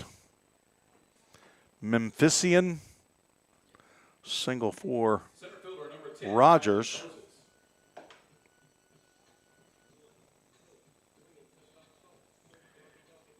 I'm guessing he might go into shortstop. And Kaysen Hill might move over to second base. That's just me spitballing here. Rhythm with a big inning can walk it off, but it's going to be a big inning as Moses goes deep, but foul. He got around on that one, but it stayed a little bit closer to the line than I thought it was going to. Maybe is that the lefty down there going after it? Little young left-hander. Moses hitless, and he's going to stay that way. Pops this one up to third base. See if the Braden trips over the third base bag. He does not. Makes the catch in foul territory. And Moses remains hitless. Now batting the DH. Gabe Jenkins will come to the plate. Rogers stays put at first base. Let's see if Landon might be off. Got a left-handed pitcher.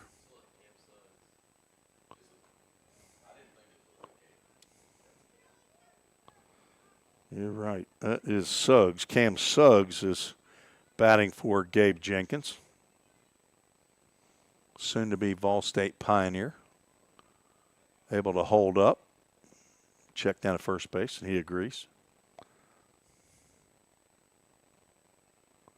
All right, who's on deck? No, 5's at the plate. Who's on deck? Oh, I'm sorry.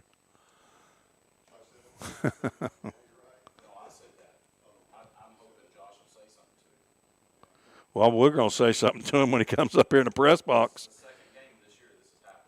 It's probably happened more than that. Throw over to first. Hitting for full count rhythm, number 5, Cam Suggs. I keep waiting for Chris to say, would the home plate umpire please signal up to the press box whenever there's that breaking pitch gets in there for a called strike. Suggs playing in game number 17, hitting .234.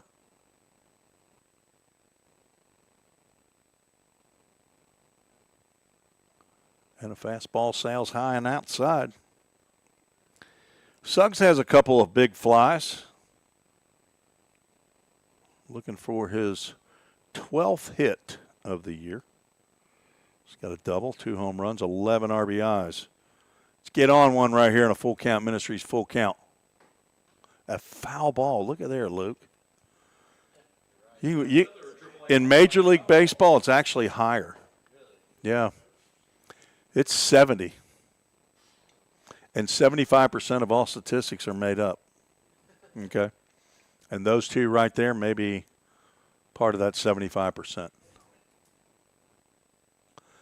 Cam Suggs draws the walk. He said that before. Better check.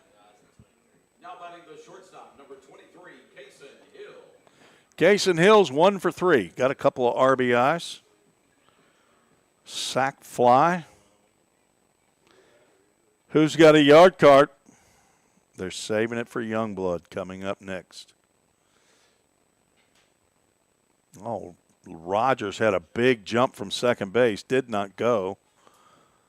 Lowe had the ball come out of his glove. Probably would not have thrown it. Rogers is only 1 for 1 in stolen bases this summer. He's taken off this time. No throw. He gets in there standing. I'll show him to you. There he is. A century steal of third. Thanks to Keith Hoppe. His runners at first and third. Over at Century Steele. It's a ground ball to third. They're going to go to second, and the throw brings Mesa off the base at second base. What do you got? Fielder's choice E5. But an RBI to Hill. Picks up his third RBI. Now batting number 44, Kaysen Youngblood.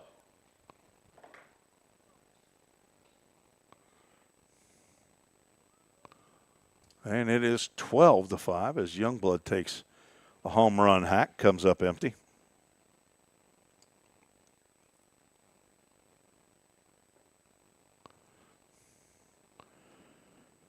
He single drove in 2 runs in his first at-bat in the 6th. That's a 2-run or 2-out RBIs. Throw down to first, Casey Lowe showing off the hose. Headland back over to cover first base.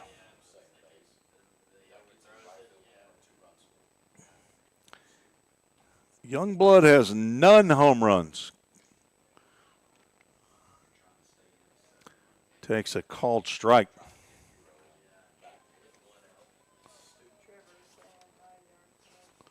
Trevor's calling the yard card right here to Kason Youngblood. He had 10 home runs with the Leaf Flames this past year. And he gets a fist on that one. Fouls it high off the screen. He played in 39 games for Lee University. Had over about 125 at-bats, and he hit 10 home runs in those 125 at-bats. Batted .345. That's lined out to left center field. That's going to get down for another base knock. Rounding third and heading for home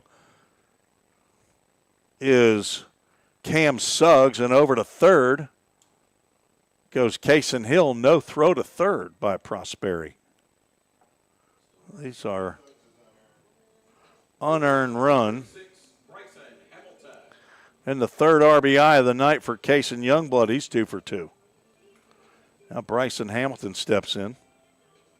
Runners again at first and third. All right, what do we got? 2. Winning run is at first base. 1 out. Bryson Hamilton can walk us off. Rhythm defeated Madisonville the last 2 times in Mercy Rule in 8 innings. 18-6 up at Madisonville and 11-1 here. And the 11-1 was a walk-off. Was that Separulo's home run? If only I had that on my phone. That's lined out to right center field. That's down and could roll to the wall. Are they going to send Youngblood? Here comes Youngblood rounding third, and the throw is not made, and that's your ball game. Kason Youngblood scores the walk-off winner as this game belongs to the Rhythm. 2-run Little Debbie double and back-to-back hits brought to you by Twin Oaks Storage. Bryson Hamilton with a walk-off winner. And the Rhythm win 15-5 with 4 more Country Financial Zach Williams insurance runs. Win this one 15-5. Rhythm moved to 15-12 on the season. Madisonville falls to 8-21 in a game that takes 3 hours and 3 minutes to complete. Rhythm get back in the win column. Winning pitcher is Corbin Craver, right? He moves to 2-0 on the season. And Wyatt Burris takes the loss. And I don't know his record. Third straight time that Full Count has walked or has mercy ruled the Madisonville Miners. We'll be back here at home tomorrow night. We didn't get to the 8th inning or 9th inning to get our Full Count Ministries verses of the game. We're going to get to those here as we have to figure out our Chick-fil-A of Rivergate player of the game. Let's get our Full Count Ministry verse or verses. We're going out of Romans. Let me get rid of this right here. I've got that in my fighter verses. Romans 12, verses 1 through 2. It says, "Therefore I urge you, brothers and sisters, in view of God's mercy, to offer your bodies as living sacrifices, holy and pleasing to God. This is your true and proper worship." Verse 2 says, "Do not conform to the pattern of this world, but be transformed by the renewing of your mind. Then you will be able to test and approve what God's will is, his good, pleasing, and perfect will." Thanks to Julie Sweeney providing our Full Count Ministries verses of the game, Romans 12, 1 through 2. Let's see who our Chick-fil-A of Rivergate player of the game is. Bryson Hamilton, he went 2 for 5. He had a walk-off Little Debbie double that was also back-to-back hits for Twin Oaks Storage as the walk-off winner. Kason Youngblood, 2 for 2. He had 3 RBIs. Hudson Separulo, 1 for 2, 2 RBIs. Kason Hill, 1 for 4 with 3 RBIs.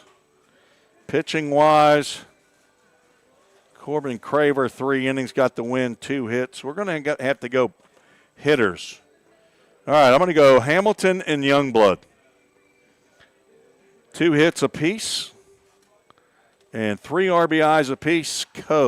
Chick-fil-A of Rivergate. Players of the game, Bryson Hamilton from VMI, Kason Youngblood leaving Lee, heading to Vol State. He gets a couple of hits thanks to Chick-fil-A of Rivergate for being the title sponsor all year long and for at least probably this 3rd year in a row. See some kids out there on the field enjoying this victory. Thanks also to Martin at Meat Sweats for providing meals for both teams tonight and the rhythm section.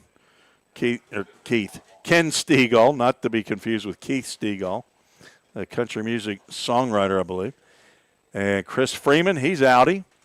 Luke Vierkamp, a great job on the scoreboard tonight instead of Ava Dorn. We didn't hear from her all night long, did we? Susan Reese, the director, did a great job. Did you make that a final? You did in 7 innings. Look at you.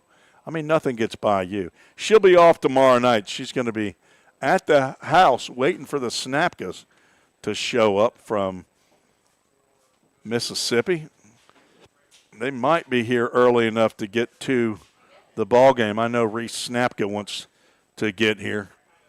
Thank you very kindly. Who is that? Is that Ann Claire? Ann Claire, who provided our chocolate chip cookies tonight, homemade from scratch. I don't know where you find scratch in the grocery store, but she makes her scratch from scratch, don't you? Ann Claire, you make your scratch from scratch, don't you?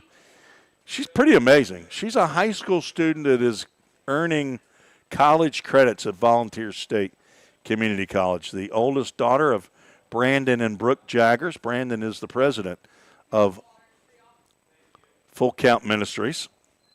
The Rhythm get the 15-5 victory in 6+ innings, 6 1/3 it ends up.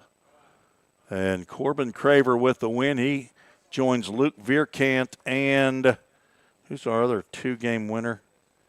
It is Jack Smith. As they are the 3 pitchers who have 2 victories. And Trevor, he finished up with about 12 chats in a row. Didn't get to read all of them. Nobody got a yard card in a 15-run game. 9 hits for Full Count, a whole lot of walks, and hit by pitches really by both teams. Let's see if we can get that box score pulled up. Madisonville walked 6, hit 4, but had several errors, 3-4 errors in the game that led to 6 unearned runs for Full Count. The Rhythm walked 11 batters and hit 2. We tried to help Madisonville out, didn't we? And had 3 errors of our own. But the Rhythm hold on and pick up 9 Country Financial Zach Williams insurance runs in the final 2 innings to walk this one off in a mercy rule 15-5. 7 errors in the last 2 innings. Ken Stegall, our official scorer, says.